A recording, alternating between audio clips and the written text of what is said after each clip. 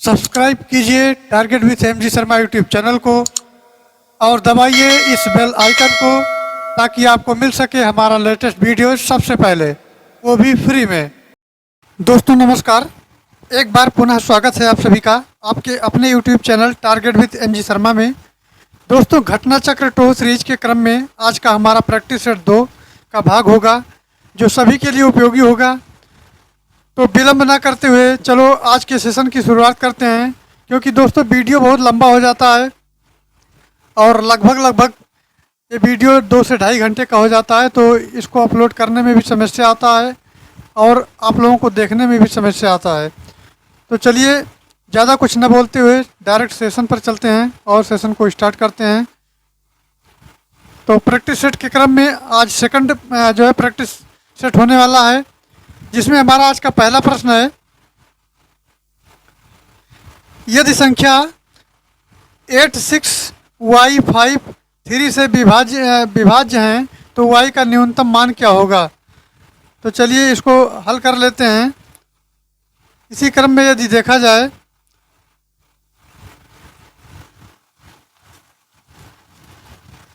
तो ये जो संख्या है 86y5 ये 3 से विभाज्य करना है, तो 3 से विभाज्यता के नियम में जैसे लिखते हैं 8 प्लस हो जाएगा 6 प्लस हो जाएगा y और प्लस हो जाएगा 3।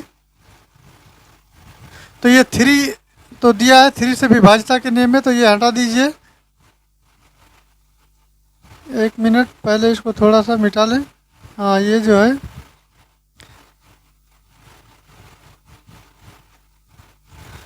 इसको मिटा लीजिए।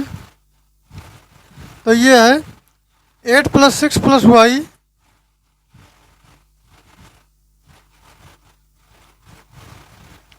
और बटा 3 से विभाजित करना है हमको। तो ये 3 से जो है 3 से विभाज्यता का नियम है, विभाज्यता नियम से इसको हल करना है नियम से। तो चलिए देखते हैं। तो दोस्तों ये हो जाएगा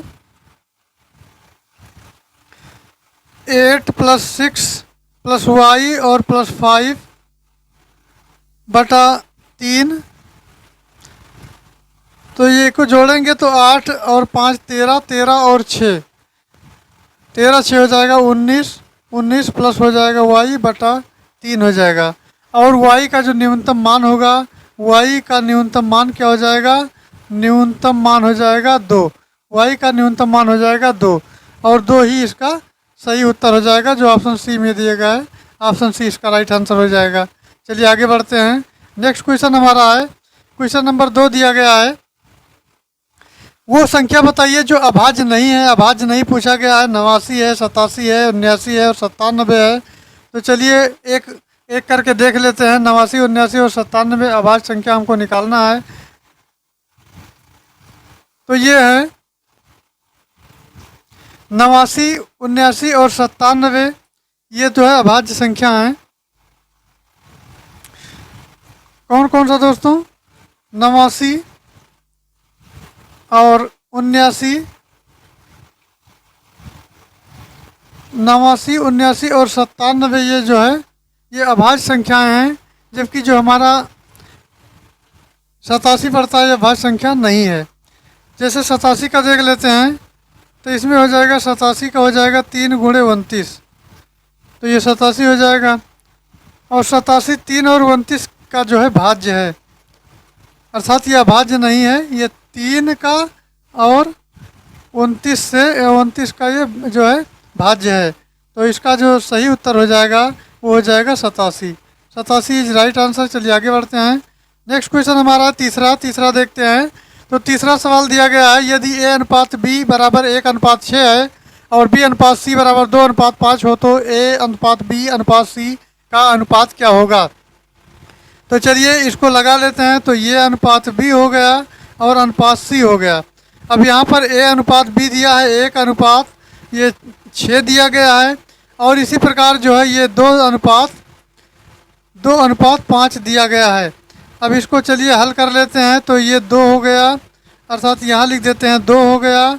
2 के बाद ये हो जाएगा 6 दूनी 12 हो गया और ये हो गया 6 पंचे 30 हो गया।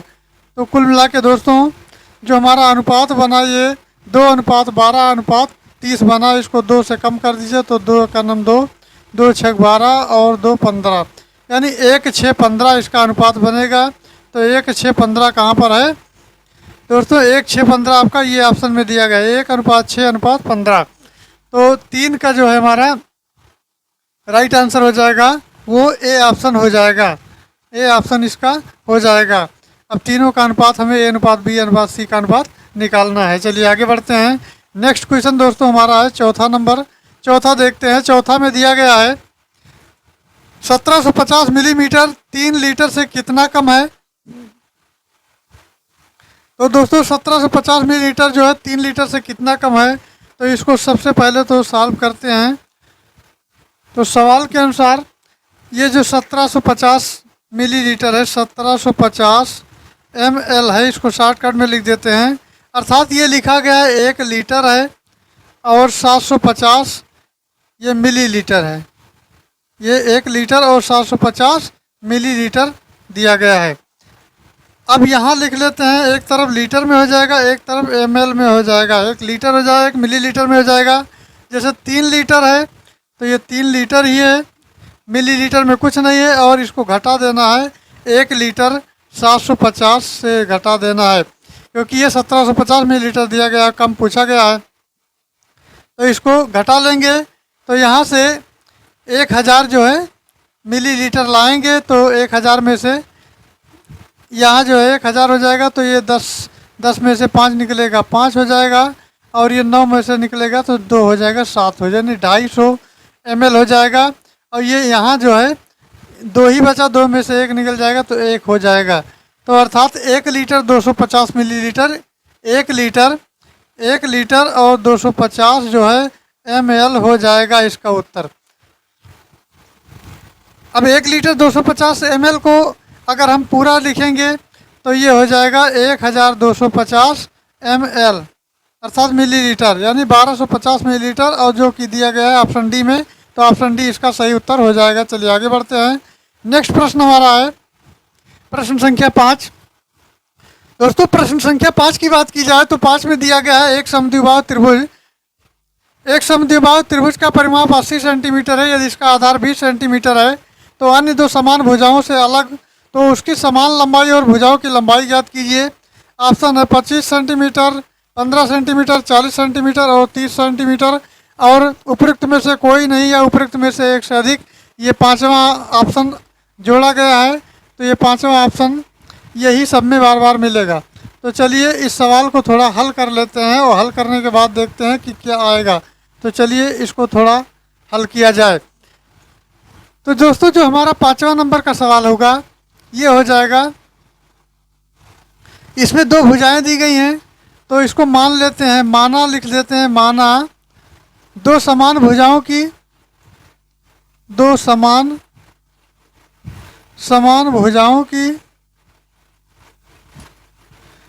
भुजाओं की जो होती है लंबाई है वो x है।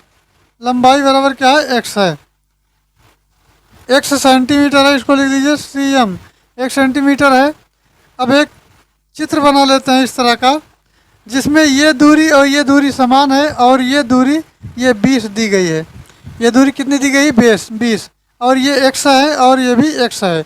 ये दोनों दूरियां अर्थात ये भुजा के बराबर है। तो यहाँ इसको a मान लेते हैं, इसको मान लेते हैं b, इसको मान लेते हैं c। तो अब इसमें दिया गया है समबाहु त्रिभुज का परिमाप क्या होता है? तो लिखा जाता है समबाहु त्रिभुज का परिमाप बराबर होता है, ये दिया गया है 80। कितना दिया गया है? 80 दिया गया है पहले से। तो इसको लिखते हैं, अर्थात 2x और x, अर्थात 1x ये 1x ये, तो कुल मिला के हो गया 2x, और प्लस क्या है? 20। तो ये 20 हो गया, बराबर कितना है? 80 के। तो 2x प्लस 20 बराबर 80 हो गया। तो इसी प्रकार इसको जब सॉल्व करेंगे तो यहाँ लिख लेते हैं 2x प्लस 20 बराबर 80 के होता है। तो दो एक्स बराबर हो जाएगा 60 के और एक्स बराबर हो जाएगा 30। जब x का मान 30 आ जाएगा तो ये मान लिया गया कि x के स्थान पर जो हमें त्रिभुज बना था, ये भुजा x माना गया था, तो 30 ये भी हो जाएगा और 30 ये भी हो जाएगा, और ये तो ऑलरेडी 20 है, तो ये समबाहु त्रिभुज हो जाएगा। अर्थात समान भुजाओं की संख्या जो इसकी हो जाएगी वो 30 हो जाएगी। चलिए आगे बढ़ते हैं और नेक्स्ट प्रश्न है 6वां नंबर, उसको देखते हैं। दोस्तों 6वां नंबर की बात की जाए तो इसमें दिया गया है त्रिभुज ABC और त्रिभुज PQR और त्रिभुज ABC और त्रिभुज PQR एक परिमाप क्रमशः 72 सेंटीमीटर, 43.2 सेंटीमीटर और हैं। तो ये त्रिभुज ABC और त्रिभुज PQR क्षेत्रफलों का अनुपात हमको ज्ञात करना है। तो 6वां नंबर सवाल देख लेते हैं।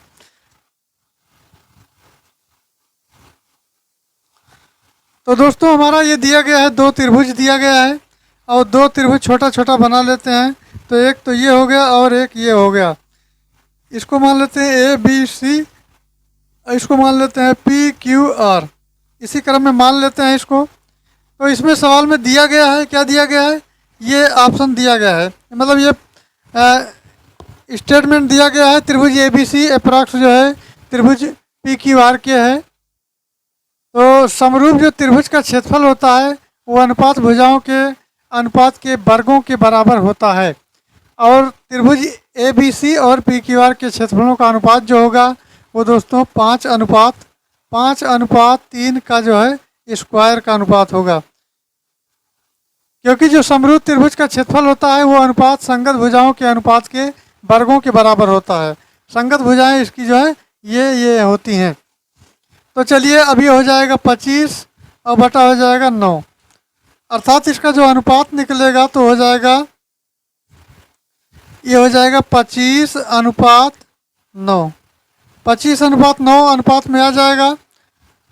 तो इसका जो ऑप्शन होगा वो डी ऑप्शन राइट आंसर हो जाएगा, अर्थात 25:9 इसका उत्तर हो जाएगा। चलिए आगे बढ़ते हैं। नेक्स्ट प्रश्न हमारा सातवां देख लेते हैं।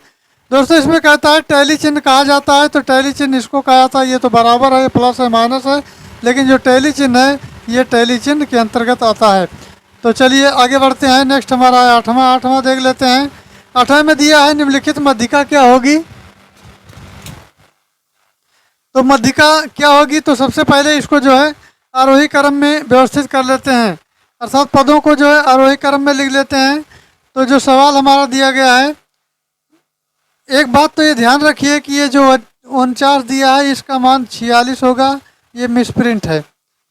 उसके बाद इसको जो है आरोही क्रम में लगा लेते हैं। तो पहले 33 लिखेंगे, उसके बाद 36 लिखेंगे, 36 के बाद 45 लिखेंगे, 45 के बाद 46 लिखेंगे, और 46 के बाद क्या है, ये 52 है, 46 के 52 है, 52 के बाद में क्या है, तो ये 60 है, और 60 के बाद में क्या है दोस्तों, तो दोस्तों 60 के बाद में है 61, 61 के बाद में फिर है 72, और 72 दो बार दिया है यहाँ और यहाँ, तो ये 72 हो गया और फिर 72 हो गया। अब इसको गिन लेते हैं, 1 2 3 4 5 6 7 8 9, अर्थात 9 संख्याएं कुल हैं। तो इसका जो मध्यिका है यानी मध्यिका जो इसका होता है, तो पदों की जो विषम संख्या है अर्थात मध्यिका इसकी है, तो हो जाएगी, ये जब 9 है तो 4 इधर छोड़ दीजिए और 4 इधर जोड़ दीजिए। तो इसका जो फार्मूला होता है दोस्तों, फार्मूला होता है जो पदों की संख्या विषम संख्या अर्थात मध्यिका बराबर होता है, इसमें मध्यिका बराबर होता है, ये मध्यिका बराबर होता है n + 1/2 अर्थात उमा पद। तो ये होता है, ये हो जाएगा 9 और प्लस हो जाएगा 1/2। तो 9 क्यों होगा, क्योंकि टोटल पद जो है 9 है, अर्थात ये कुल विषम पदों कुल पदों की संख्या जो है 9 है, और 9 में 1 जोड़ दिए प्लस जो है 2 से भाग कर दिए, तो ये 10/2 हो जाएगा, तो ये हो जाएगा 5, अर्थात ये 5वां पद हो जाएगा। और इस क्रम में दोस्तों 5वां पद जो हमारा आता है वो 52 का आता है, 5वां पद आता है वो होता है 52 का, अर्थात इसका जो बी ऑप्शन है वो राइट आंसर हो जाएगा, चलिए आगे बढ़ते हैं। नेक्स्ट क्वेश्चन हमारा है वो 9वां है। 9वां देख लेते हैं। तो 9वां क्वेश्चन दिया गया है, इसमें कहता है केंद्र O वाले वृत्त की जीवा AB है जो वृत्त त्रिज्यखंड वृत्त पर एक बिंदु C है और कोण ABO बराबर 50 अंश है, तो कोण ACB का अंश मान मापा जाएगा। उसकी माप अर्थात क्या होगी, तो चलिए इसको देख लेते हैं। तो ये अब प्रश्न पढ़ लिया हमने, अब इसको छोटा कर लेते हैं। अब चलिए 9वां सवाल जो है सॉल्व करते हैं। तो एक तो ये हमारा डायग्राम है, ये त्रिभुज है और यहाँ जो है ये वो इसकी उत्पत्ति जो है वो से है और ये एक हमारा बाहर बाहर वृत्त बना हुआ है। फिगर थोड़ा सही नहीं बन रहा है तो इसको एडजस्ट कीजिएगा। एक बार पुनः बना दे रहे हैं कि एक हमारा वृत्त है और वृत्त के अंदर एक त्रिभुज है।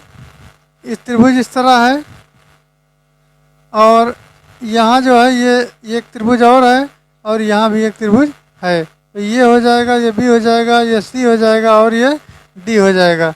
इतना बात तो समझ में आई होगी। उसके बाद में यहाँ जो है कोण OBA, तो O जो उत्पत्ति है यहाँ है, तो OB और A अर्थात ये कोण की बात कर रहा है।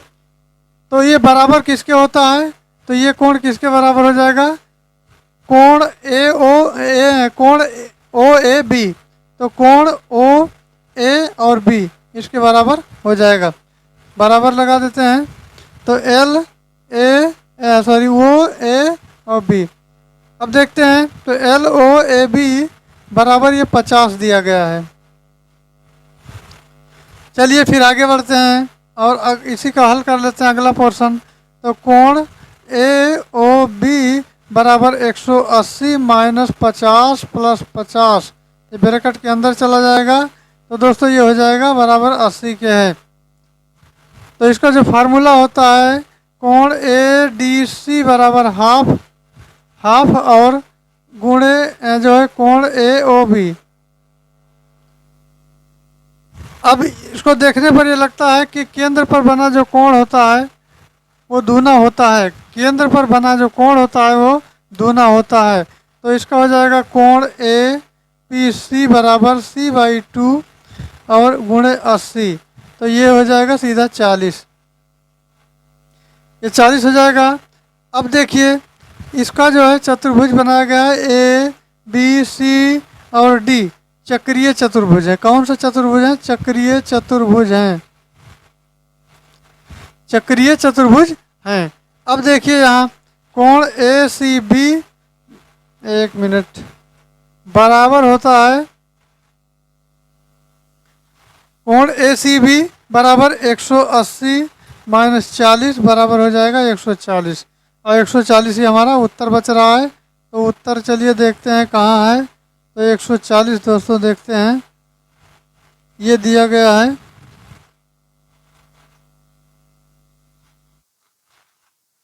एक मिनट, 140 आ गया, अर्थात इसमें उत्तर में नहीं मिल रहा है, ना ये में है ना BCD किसी में नहीं है। तो इसका ये ऑप्शन सही हो जाएगा। उपरोक्त में से कोई नहीं है, इनमें से अधिक, तो ये उपरोक्त में से कोई इसका राइट आंसर हो जाएगा। चलिए आगे बढ़ते हैं दोस्तों। नेक्स्ट क्वेश्चन हमारा है, नेक्स्ट है वो सबसे छोटा पूर्णांक क्या है जो 5, 8 और 15 का गुणज है। 40 है, 60 है, 600 है और 120 है। तो इसका सही जवाब हो जाएगा। तो सबसे छोटा पूर्णांक जो है, अब एक तरफ लिख देते हैं 5 हो जाएगा, 8 हो गए और 15। इसका एलसीएम अगर ले लेंगे तो 1 गुणे 5 हो जाएगा और 2 गुणे 2 हो जाएगा और गुणे 3 होगा, गुणे 5 होगा। इतना इसका गुणनखंड बनेगा। तो 5, ये तो 5 2 बार है तो एक ही बार होगा 5, अर्थात यहाँ छोटा छोटा लिख लेते हैं तो होता है 2 गुणे 2 गुणे 2 गुणे 3 और गुणे 5, ही हो गया। तो ये कुल मिला के बना 120। 2 दूनी 4 दूनी 8, 5 40, 40 और 4 3 12, 120 हो गया। 120 उसके बाद सबसे छोटा पूर्णांक जो होगा वो सबसे जो पूर्णांक होगा छोटा तो ये होगा 120। तो इसका सही जवाब हो जाएगा option D, 120 is right answer. चलिए आगे बढ़ते हैं। नेक्स्ट प्रश्न दोस्तों हमारा है 11। 11 में भरना है पहले वो क्षेत्र उसकी भुजा के वर्ग के बराबर होता है। तो इसका चलिए सही जवाब देते हैं। तो पहले तो एक चित्र बना लेते हैं जो एक वर्ग है। वर्ग, एक मिनट, वर्ग तो ऐसा होना चाहिए जो लंबाई और चौड़ाई में बराबर हो। ये वर्ग होते हैं और इसमें एक विकर्ण पड़ा होता है, अर्थात ए बी और सी और डी। एक ये डायग्राम बनाया गया है और इसी के आधार पर जो वर्ग ए बी सी डी का क्षेत्रफल होता है वो होता है भुजा का स्क्वायर। क्या होता है? भुजा का स्क्वायर, अर्थात भुजा का स्क्वायर क्या हो जाएगा? तो इसका सही जवाब क्या हो जाएगा? डी, वर्ग हो जाएगा। वर्ग में ऐसा होता है। चलिए आगे बढ़ते हैं। नेक्स्ट प्रश्न हमारा है दोस्तों, नेक्स्ट क्वेश्चन हमारा है भरना है। उसके बाद विकर्ण लंबवत नहीं होते हैं, समांतर चतुर्भुज के, पतंग के, सम चतुर्भुज के या वर्ग के या उपरोक्त में से कोई नहीं। तो समांतर विकर्ण की बात की जाए तो दोस्तों समांतर चतुर्भुज एक ऐसा चतुर्भुज होता है जिसमें विपरीत भुजाएं लगातार समान होती हैं और समांतर चतुर्भुज के विकर्ण एक दूसरे को लंबवत क्या कहते हैं, समद्विभाजित नहीं करते हैं, समद्विभाजित नहीं करते हैं। चलिए इसका डायग्राम बना लेते हैं। ये है चतुर्भुज आपका और ये चतुर्भुज है। ये बराबर है, ये बराबर है, ये बराबर है, ये इसके बराबर है, अर्थात ए बी सी और डी, इसका नाम रख लिया गया है। तो दोस्तों इसका सही जवाब जो हो जाएगा वो हो जाएगा ऑप्शन ये, समांतर चतुर्भुज। ऑप्शन ये, समांतर चतुर्भुज, इसका राइट आंसर हो जाएगा 12 का। ये चलिए आगे बढ़ते हैं। नेक्स्ट क्वेश्चन हमारा है दोस्तों, नेक्स्ट क्वेश्चन हमारा 13 नंबर, निम्नलिखित में से भिन्न ज्ञात करें। 167 है, 256 है, 225 है और 196 है। तो देखने पर यह पता चलता है कि ये वर्ग में है और वर्ग आपको हमेशा जबान पे रटा होना चाहिए। तो जो 196 है, 196 होता है 14 का वर्ग। किसका होता है? 14 का वर्ग होता है। और 256 जो होता है वो 16 का वर्ग होता है। इसी प्रकार मित्रों 167 होता है, वो तो शायद आगे वो किसी ने का नहीं होता।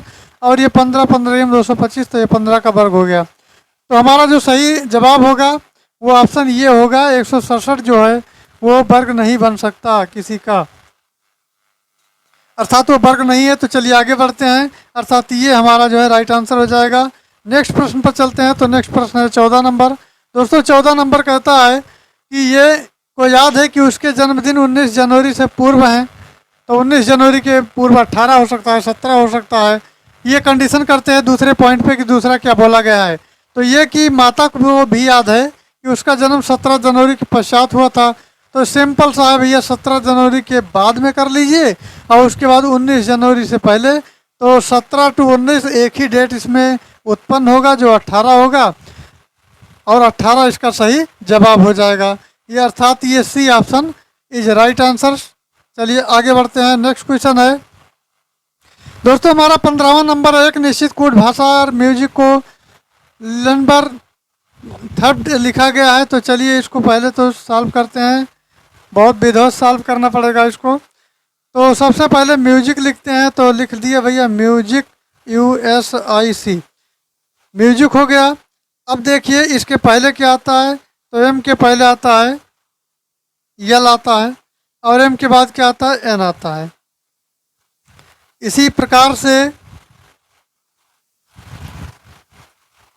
इसका भी उल्टा करना है। यू के बाद बी आता है और यहाँ टी आता है, TUB। उसके बाद एस का होता है R और ST, RT होता है। और आई का होता है दोस्तों, आई का होता है आई जो हो जाएगा यच के बाद में।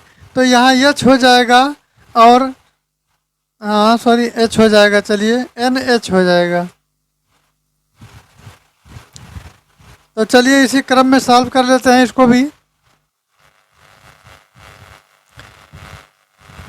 तो इसमें जो दिया गया है उसके बारे में पूछा गया है, CHORD के बारे में पूछा गया है। तो चलिए इसको पहले थोड़ा जगह देख लेते हैं। तो दोस्तों हमारा जो है CHORD, ये चीज़ हमको लिखना है। जिसमें ऐसे ऐसे ये कैटेगरी हो जाएगी। चलिए इसको दूर दूर लिखते हैं। तो ये हो जाएगा सी और एच हो गया और ओ हो गया, आर हो गया और डी हो गया। इतना तक तो समझ में आता होगा। इसको क्या करेंगे, इसको ऐसे पार्टीशन कर देंगे जैसे अभी किए थे। तो बी आता है, बी के बाद सी आता है, सी के बाद डी आता है। इसी प्रकार जी के बाद एच आता है और एच के बाद आई आता है। उसके बाद ओ, यम और यन, देखिए यन ओ होता है और पी यहाँ होता है। इसी प्रकार क्यू होता है और आर यस होता है।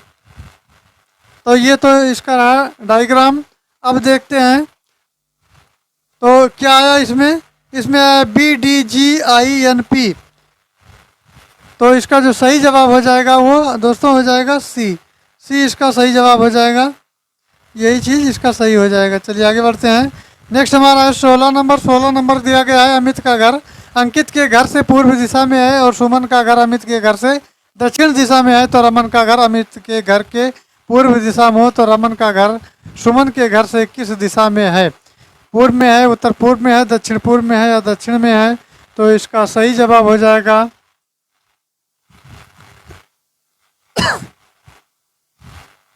तो सबसे पहले तो इसको लिखते हैं अमित। चलिए लिख लेते हैं अमित। इसको लिखिए अमित। तो ये अमित हो गया। अभी सवाल कहता है, एक मिनट सवाल तो देखना पड़ेगा। हाँ ये देखिए, अमित का घर अंकित के घर से पूर्व दिशा में है। तो एक हो गए अंकित, यहाँ हो गए अंकित, अंकित हो गए। और अंकित से पूर्व जो है अमित, तो ये इधर दिशा होती है तो पूर्व होता है, पश्चिम होता है, उत्तर होता है, ये दक्षिण होता है। तो अंकित का घर जो है अमित के दाहिने है अर्थात पूर्व दिशा में है। फिर सुमन का घर अमित के घर से दक्षिण दिशा में है। तो सुमन का घर जो है अमित के घर से दक्षिण में है। तो ये हो गया दक्षिण। उसके बाद ये इधर पूरब है। तो फिर सवाल में कहता है दक्षिण दिशा में रमन का घर अमित के घर से पूर्व दिशा में है। अब रमन भी आ गए तो ये आर हो गए। तो दोस्तों इसमें पूछा गया है कि रमन का घर सुमन के घर से किस दिशा में है। तो रमन का घर सुमन के घर से कितनी दूरी पर है। तो यहाँ सुमन आया था, ये सुमन वाला पोर्शन आया था। तो दोस्तों इसकी जो डायरेक्शन होगी वो ये होगी, ये डायरेक्शन होगी इसकी। अर्थात 16 का जो है हो जाएगा, 16 का बी हो जाएगा। ये पूर्व और उत्तर, अर्थात बी ऑप्शन इसका सही जवाब होगा। पूर्व और उत्तर, उत्तर पूर्व कह लीजिए, पूर्व और उत्तर कह लीजिए। चलिए आगे बढ़ते हैं। नेक्स्ट क्वेश्चन हमारा 17 नंबर। 17 नंबर है कीबोर्ड, मॉनिटर, माउस। तो कीबोर्ड अलग है, माउस अलग है, मॉनिटर है। तो ये डी ऑप्शन राइट आंसर हो जाएगा। चलिए आगे बढ़ते हैं। नेक्स्ट प्रश्न दिया गया 18 नंबर। 18 नंबर पूछ लेते हैं। रंजना ने एक महिला से कहा मेरे पिता आपके पुत्र पीयूष के दादा हैं। पीयूष का रंजना से क्या संबंध है। तो इसका डायग्राम फटाफट बना लेते हैं। तो इसमें कह रहा है रंजना एक महिला से कहती है।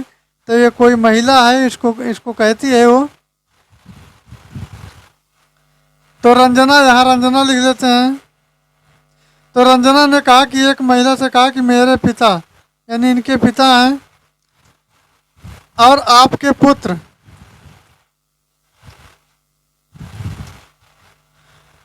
तो ये रंजना हो गई, वो महिला हो गई और इसके पुत्र हो गए। तो आपके पुत्र यानी पीयूष के दादा हैं। तो इनके ये दादा हो गए, ये तीसरी पीढ़ी में आ गई। तो इनके दादा, पीयूष का रंजना से क्या संबंध है। पीयूष का रंजना से क्या संबंध है, सवाल दिया गया है। तो दोस्तों इसका रंजना से हो जाएगा भतीजा। भतीजा ऑप्शन ये में दिया गया है। चलिए आगे बढ़ते हैं। नेक्स्ट क्वेश्चन हमारा है 19। 19 में दिया गया है मोनोप्लास्टिक को उपरोक्त में से कोई नहीं ये शब्द चुनना है। इसमें जो है ये सब बनाए जा सकते हैं, लेकिन एच इसमें अलग है और बी है। एच और बी इसमें कहीं नहीं दिया गया है। तो इसीलिए डी ऑप्शन गलत हो जाएगा। डी ऑप्शन आपका राइट आंसर हो जाएगा। चलिए आगे बढ़ते हैं। नेक्स्ट प्रश्न दिया गया है 20 नंबर। 20 नंबर देख लेते हैं। तो ये 3 3 13 है और 11 11 प्लस 1 है 2 3 18 है। तो इसमें सबसे पहले देखना है कि 3 से जो विभाजित हो जा रहे हैं तो किससे किसे, अर्थात इसको जब जोड़ेंगे तो 3 5 8 और 13 8 क्या हुआ 21 जोड़ के कर दिए। उसके बाद 11 11 22, यहाँ तो कुल मान है ही नहीं है, तो 7 2 9 9 18 यानी 7 2 9 और 8 9 8 17 17 के साथ 9 8 17 17 के साथ और ये हो जाएगा 2 यानी 27 हो जाएगा। तो 21 और 27 ये दोनों 3 से कट जाते हैं। तो यहाँ क्या रखा जाएगा, तो यहाँ 29 रख दीजिए। तो 11 11 22 हो गया और 29 9 2 11 और 2 2 4 1 5 51। तो यहाँ 51 जो है इसका सही जवाब हो जाएगा। 51 यहाँ अगर 51 लिखा जाता है यानी 29 लिखा जाता है यहाँ, तो ये भी 51 मान आ जाएगा, अर्थात 29 रखने पर इसकी योगफल जो पूर्णतः 3 से विभाजित हो जाएंगे। चलिए आगे बढ़ते हैं। नेक्स्ट हमारा है 21 नंबर क्वेश्चन, कहता है तो इसका जो है कथन और निष्कर्ष का सवाल दिया गया है। तो कथन कहता है दोस्तों, कथन कहता है केवल प्रथम श्रेणी वालों को प्रवेश दिया जाएगा। कथन में केवल ये कहा जा रहा है कि केवल प्रथम श्रेणी में जो बच्चे आए हैं उनको ही प्रवेश का मौका दिया जाएगा। और राम प्रथम श्रेणी वाला है तो राम तो जाएगा ही जाएगा। तो केवल जो है श्रेणी वाले प्रवेश दिया जाएगा तो कोई मतलब नहीं है। तो राम प्रथम श्रेणी वाला है तो इसका जो सही जवाब हो जाएगा तो वो हो जाएगा ऑप्शन ए। ऑप्शन ए इसका सही जवाब हो जाएगा, निष्कर्ष ए, अर्थात राम के को प्रवेश दिया गया है और केवल राम को प्रवेश दिया गया है। तो ये 21 जो है इसका ये राइट आंसर हो जाएगा, राइट जवाब हो जाएगा।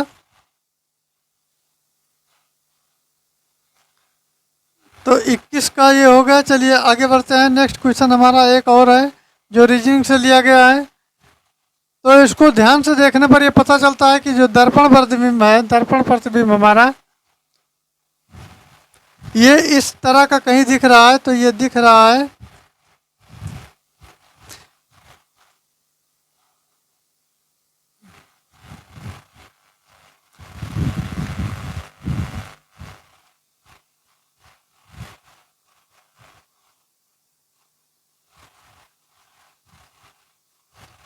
दर्पण में जो प्रतिबिंब दी गई है उसको आकृति को जो है निर्मित सही प्रतिबिंब आपका बी राइट आंसर हो जाएगा, क्योंकि बी में लगता है कि इसको जो घुमाने पर ये सेम मिल रहा है।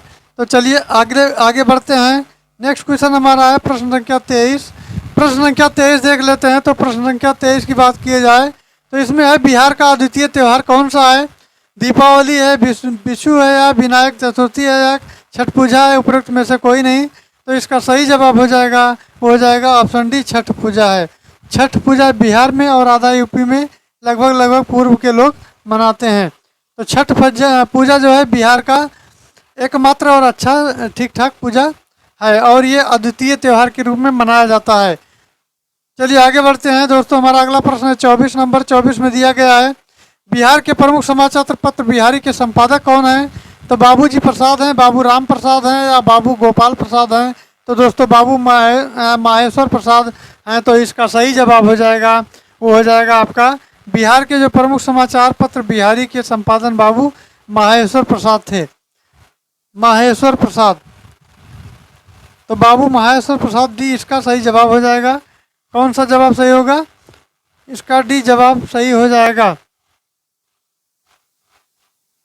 चलिए नेक्स्ट देखते हैं। तो नेक्स्ट हमारा दिया गया 25 नंबर। 25 नंबर की बात की जाए दोस्तों, 25 नंबर में दिया गया है एवरेस्ट शिखर पर चढ़ने वाली दूसरी भारतीय महिला कौन थी। बछेंद्री पाल, संतोष यादव, एम श्रीलेखा और अरुणिमा सिन्हा। तो दोस्तों इसका सही जवाब हो जाएगा, हो जाएगा ऑप्शन बी, संतोष यादव। संतोष यादव इस सही जवाब इसका हो जाएगा। चलिए आगे बढ़ते हैं। नेक्स्ट क्वेश्चन है हमारा, उसको देख लेते हैं। तो दोस्तों नेक्स्ट क्वेश्चन कौन सा है, ये है 26 नंबर। 26 देखते हैं। 26 की बात की जाए तो इसमें दिया है यूनेस्को की कार्य भाषाएं क्या हैं। तो केवल फ्रेंच है, केवल अंग्रेजी है, केवल हिंदी और अंग्रेजी फ्रेंच है, या हिंदी फ्रेंच और रूसी है। तो उपरोक्त में से कोई नहीं। तो इसका सही जवाब हो जाएगा दोस्तों वो हो जाएगा ऑप्शन डी। ऑप्शन डी इसका सही जवाब हो जाएगा। तो चलिए आगे बढ़ते हैं। नेक्स्ट हमारा है 27। 27 की बात की जाए तो इसमें एक गुट निरपेक्ष आंदोलन का नेता कौन था? चीन, भारत, पाकिस्तान या इंडोनेशिया? तो इसका सही जवाब हो जाएगा, वो हो जाएगा, उसका हो जाएगा दोस्तों बी, भारत, यानी भारत इसका उत्तर हो जाएगा। चलिए आगे बढ़ते हैं। नेक्स्ट क्वेश्चन हमारा दिया गया है 28 नंबर। दोस्तों 28 की बात की जाए तो न्यूजीलैंड में पाया जाने वाला उड्डयनहीन पक्षी है शुतुरमुर्ग है, बेकाटास है, कीवी है, पेलिकन जल पक्षी है। तो दोस्तों इसका सही जवाब हो जाएगा, वो हो जाएगा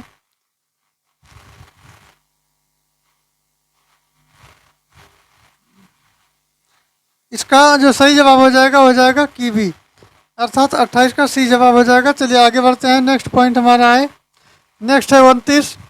29 की बात की जाए तो 29 में दिया है रामेश्वरम में किस राज्य का हिस्सा है? तो रामेश्वरम आंध्र प्रदेश का है, पश्चिम बंगाल का है, तमिलनाडु का है या केरल का है? तो रामेश्वरम जो है दोस्तों वो आपका पड़ता है तमिलनाडु के दक्षिणतम भाग में पड़ता है। तो तमिलनाडु कहाँ दिया है? सी ऑप्शन दिया गया है। तो ये तमिलनाडु इसका सही जवाब होगा। चलिए आगे बढ़ते हैं। नेक्स्ट क्वेश्चन हमारा है 30वां नंबर है दोस्तों। वंदे भारत गीत के रचनाकार कौन थे? बंकिम चंद्र चटर्जी, सरोजिनी नायडू, रविंद्रनाथ टैगोर और जयशंकर प्रसाद, और उपरोक्त में से कोई नहीं। तो इसका जो सही जवाब होगा वो होगा दोस्तों ये ऑप्शन, बंकिम चंद्र चटर्जी। बंकिम चंद्र चटर्जी इसका सही जवाब होगा। चलिए आगे बढ़ते हैं। नेक्स्ट क्वेश्चन हमारा 31 नंबर देते हैं। तो होल्डर ट्रॉफी किस खेल से संबंधित है? तो ये बैडमिंटन से है, ब्रिज से है, क्रिकेट से है, कबड्डी से है, उपरोक्त में से कोई नहीं। तो दोस्तों इसका सही जवाब हो जाएगा, वो हो जाएगा option B. Option B bridge, bridge इसका सही जवाब रहेगा। चलिए आगे बढ़ते हैं। 31 के बाद आता है 32 नंबर। देखते हैं क्या दोस्तों 32 नंबर, इसमें भारत का प्रथम रक्षा विश्वविद्यालय कहाँ स्थापित किया गया? जो प्रस्तावित है गुरुग्राम में, हरगांव में, पुणे में और मुंबई में। तो इसका जो सही जवाब हो जाएगा दोस्तों वो हो जाएगा ऑप्शन ए, गुरुग्राम। गुरुग्राम जो हरियाणा में पड़ता है। चलिए आगे बढ़ते हैं। नेक्स्ट हमारा है 33 नंबर। दोस्तों 33 की बात की जाए तो वर्ष 2022 में समाज रसायन शास्त्र क्षेत्र में नोबेल पुरस्कार किसे दिया गया है? तो मैट्रिक ओडियोलो एवं एरिक बेटजिंग। और नेक्स्ट ऑप्शन है ईसामू आसाकाकी एवं विलियम मनोहर यानी मोर्नर और एडवर्ड मोसेसर एवं मे ब्रिट या कैरोलिन बर्टोजी मोर्टल मेल्टन के बेरी शार्पलेस। तो चलिए देखते हैं कि कौन सा सही है। दोस्तों इसका सही जवाब हो जाएगा, वो होगा डी ऑप्शन।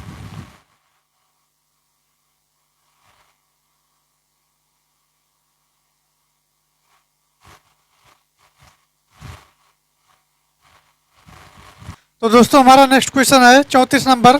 34 नंबर देख लेते हैं। तो इसमें दिया गया है विश्व युवा कौशल दिवस 2022 का विषय थीम क्या है? तो young people and skills, skills development and employment, या learning and skills for life and work, sustainable development, या reimagining youth skill post pandemic, या उपयुक्त में से कोई नहीं। तो इसका सही जवाब हो जाएगा, तो दोस्तों इसका सही जवाब हो जाएगा, वो हो जाएगा option C, learning and skills for life and work and sustainable development इसका सही जवाब होगा। और ये वर्ष 2014 में संयुक्त राष्ट्र महासभा में 15 जुलाई को विश्व युवा कौशल दिवस इसको घोषित किया गया था। और विश्व युवा कौशल दिवस जो है 2022 की थीम जो थी वो है learning and skills for life, work and sustainable development इसका सही जवाब हो जाएगा। चलिए आगे बढ़ते हैं। नेक्स्ट क्वेश्चन हमारा है 35 नंबर। 35 नंबर देख लेते हैं। यह है बजट 2023-24 में वित्त मंत्री के रूप में निर्मला सीतारमण का कौन सा क्रम बजट था? तो तीसरा था, चौथा था, पांचवा था या छठवां था, या इनमें से कोई नहीं था। तो मित्रों बजट की बात करें तो ये जो 2023 और 24 के लिए बजट पेश किया गया है, ये जो इनका लगातार 5वां बजट था। और बजट में निम्नलिखित 7 प्राथमिकताएं अपनाई गई हैं। इन प्राथमिकताओं को सप्तर्ष के नाम से भी संबोधित की गई है। तो पहला जो हमारा ये प्राथमिकता है ये है समावेशी विकास, दूसरा है अंतिम व्यक्ति तक पहुंचना, तीसरा है अवसंरचना और निवेश, चौथा है सक्षमता के सामने जो है अर्थात सक्षमता को सामने लाना, और हरित विकास पांचवा है, छठवां है युवा शक्ति और सातवां है वित्तीय क्षेत्र। इस बजट में इन 7 प्राथमिकताओं को प्राथमिकता दी गई है और इनको जो है एक क्रमानुसार सप्तर्षि के नाम से जाना गया है। तो क्रम की बात करनी है तो जो सीतारमण का जो बजट क्रम है ये कौन सा है, तो दोस्तों ये क्रम है वो है 5वां है। और इसके पहले 4 बार ये जो है निर्मला सीतारमण जी के द्वारा ये बजट पेश किया गया है और ये 5वां क्रम इस बार का है। चलिए आगे बढ़ते हैं। नेक्स्ट क्वेश्चन हमारा है 36 नंबर 36 देखते हैं। तो 36 में दिया गया जनवरी 2023 में ऊंट महोत्सव कहाँ आयोजित हुआ है? उदयपुर में, जोधपुर में, जयपुर में या बीकानेर में? ऊंट की जब बात आती है तो ये राजस्थान से जो है मामला जुड़ता है, क्योंकि राजस्थान में ऊंट अधिक मात्रा में पाए जाते हैं और ऊंट के पैर जो होते हैं वो गद्दीदार होते हैं, जिससे रेतीली भूमि पर वो आसानी से दौड़ सकते हैं। और ऐसी जो ज़मीन होती है वो राजस्थान में ही पाई जाती है। अर्थात ऊंट जो है राजस्थान के बीकानेर में बहुत अधिक मात्रा में पाए जाते हैं। तो इसका जो सही जवाब हो जाएगा वो बीकानेर हो जाएगा, अर्थात डी ऑप्शन इसका हो जाएगा बीकानेर। चलिए आगे बढ़ते हैं। नेक्स्ट क्वेश्चन हमारा है 37 नंबर 37 देख लेते हैं। तो यह है वर्ष 2022 में आयोजित फीफा विश्व कप में कुल कितनी टीमों ने भाग लिया है? 32 ने भाग लिया, 34 ने भाग लिया, 36 ने भाग लिया या 30 या इनमें से कोई नहीं? ये 5वां ऑप्शन तो मिलता ही है। 5 ऑप्शन के साथ ये परीक्षा आयोजित की जाती है। तो दोस्तों इसका सही जवाब हो जाएगा वो हो जाएगा ऑप्शन ये 32 टीमें। कुल 32 टीमों ने भाग लिया है और 22वें फीफा पुरुष विश्व कप 2022 का आयोजन कतर में नवंबर से दिसंबर 2022 के मध्य किया गया है और इसमें 32 टीमों ने भाग लिया है। इस विश्व कप का फाइनल मैच अर्जेंटीना और फ्रांस के मध्य हुआ है, जिसमें अर्जेंटीना चैंपियन बना है। और 23वें जो है फीफा विश्व कप का आयोजन 2006 यानी 2026 में संयुक्त रूप से 3 यानी उत्तरी अमेरिकी देशों कनाडा, मेक्सिको और संयुक्त राज्य अमेरिका में किया जाएगा। अर्थात कहाँ किया जाएगा? तो ये 2026 में होगा, इसको ध्यान रखिए 2026 में। और ये कहाँ किया जाएगा? तो दोस्तों ये कनाडा में किया जाएगा, ये कनाडा में किया जाएगा। कनाडा और मेक्सिको मेक्सिको और तीसरा जो हमारा है संयुक्त राज्य अमेरिका, संयुक्त राज्य अमेरिका में ये किया जाएगा। तो चलिए इसका जो सही जवाब है वो कुल 32 टीमों ने भाग लिया है। चलिए आगे बढ़ते हैं। नेक्स्ट प्रश्न है हमारा 38 देखते हैं। तो 38 में दिया गया है निम्नलिखित में से किस भौतिक राशि की एसआई इकाई वही है जो कार्य की है? बल है, शक्ति है, दबाव है, ऊर्जा है, इनमें से कोई नहीं? तो दोस्तों इसका सही जवाब हो जाएगा वो हो जाएगा ऑप्शन बी शक्ति हो जाएगा। अर्थात प्रकाश वर्ष और खगोलीय इकाई जो होती है मीटर और पारसेक में दूरी के मात्रक हैं, जबकि लैंग सेक समय मापन की इकाई है। तो इसका सही जवाब हो जाएगा शक्ति। चलिए आगे बढ़ते हैं। नेक्स्ट प्रश्न हमारा आता है 29 देखते हैं। तो 29 में मित्रों दिया गया है यदि किसी वस्तु पर लगाया गया बल वस्तु की गति की दिशा में हो और वस्तु की गति इसमें भरना है, बढ़ती है कि रुक जाती है कि कम होती है या कोई प्रभाव नहीं पड़ता या इसमें से कोई उत्तर होगा ही नहीं? तो दोस्तों इसका सही जवाब हो जाएगा बढ़ती है। अर्थात यदि किसी वस्तु पर बल लगाया गया है तो वस्तु की दिशा यानी वस्तु की गति की दिशा में तो वो वस्तु की गति बढ़ती है ऑप्शन ये इसका सही जवाब होगा। चलिए आगे बढ़ते हैं। नेक्स्ट प्रश्न हमारा है 40 नंबर दिया गया है। तो 40 नंबर देख लेते हैं, इसको पहले छोटा कर लेते हैं पूरा आ जाए। तो 40 नंबर की बात करें मित्रों तो ये दिया गया है निम्नलिखित में से कौन सा भौतिक सिद्धांत रॉकेट इंजन, जेट इंजन और अपस्फीति वाले गुब्बारों द्वारा पैदा होने वाले प्रणोद की व्याख्या करता है? तो ऑप्शन दिया गया है ऊष्मागतिकी के नियम, फैराडे के विद्युत चुंबकत्व प्रेरण के नियम या न्यूटन के गति का प्रथम नियम या बहिष्करण सिद्धांत या उपरोक्त में से कोई नहीं? तो दोस्तों इसका सही जवाब हो जाएगा ऑप्शन सी न्यूटन के गति का प्रथम नियम, यानी न्यूटन का जो लॉ है वो फर्स्ट लॉ है, वही इसका सही जवाब हो जाएगा। इस क्रम में न्यूटन की गति के नियम और भौतिक सिद्धांत हैं जो रॉकेट इंजन, जेट इंजन और अपस्फीति वाले गुब्बारों द्वारा पैदा होने वाले प्रणाली की व्याख्या करता है। एक रॉकेट है और एक इंजन जेट प्रकार की प्रतिक्रिया इंजन है जो तेजी से चलने वाले जेट का निस्सरण करता है और जेट नोडल द्वारा प्रणोद उत्पन्न करता है। तो दोस्तों आगे बढ़ते हैं। नेक्स्ट हमारा है 41 नंबर। 41 नंबर देख लेते हैं। तो इसमें दिया है निम्न में से कौन सा गति का सही समीकरण है। 2s बराबर बी माइनस यू और इसका t दिया गया है ब्रैकेट बाहर। उसके बाद B square plus U square बराबर 2as या 2s बराबर 2ut प्लस at स्क्वायर या u बराबर b प्लस at स्क्वायर या उपरोक्त में से कोई नहीं। तो कौन सा फार्मूला हो जाएगा। तो दोस्तों इसका सही जवाब हो जाएगा 2s बराबर 2ut प्लस at स्क्वायर। ये इसका सही जवाब हो जाएगा।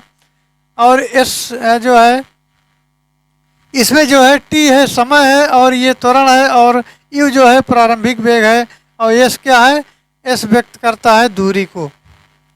तो ये सब इसका एक्सप्लेनेशन हो गए। चलिए आगे बढ़ते हैं। 42 नंबर दिया गया है भौतिक मात्रा ऊष्मा क्षमता की इकाई क्या है।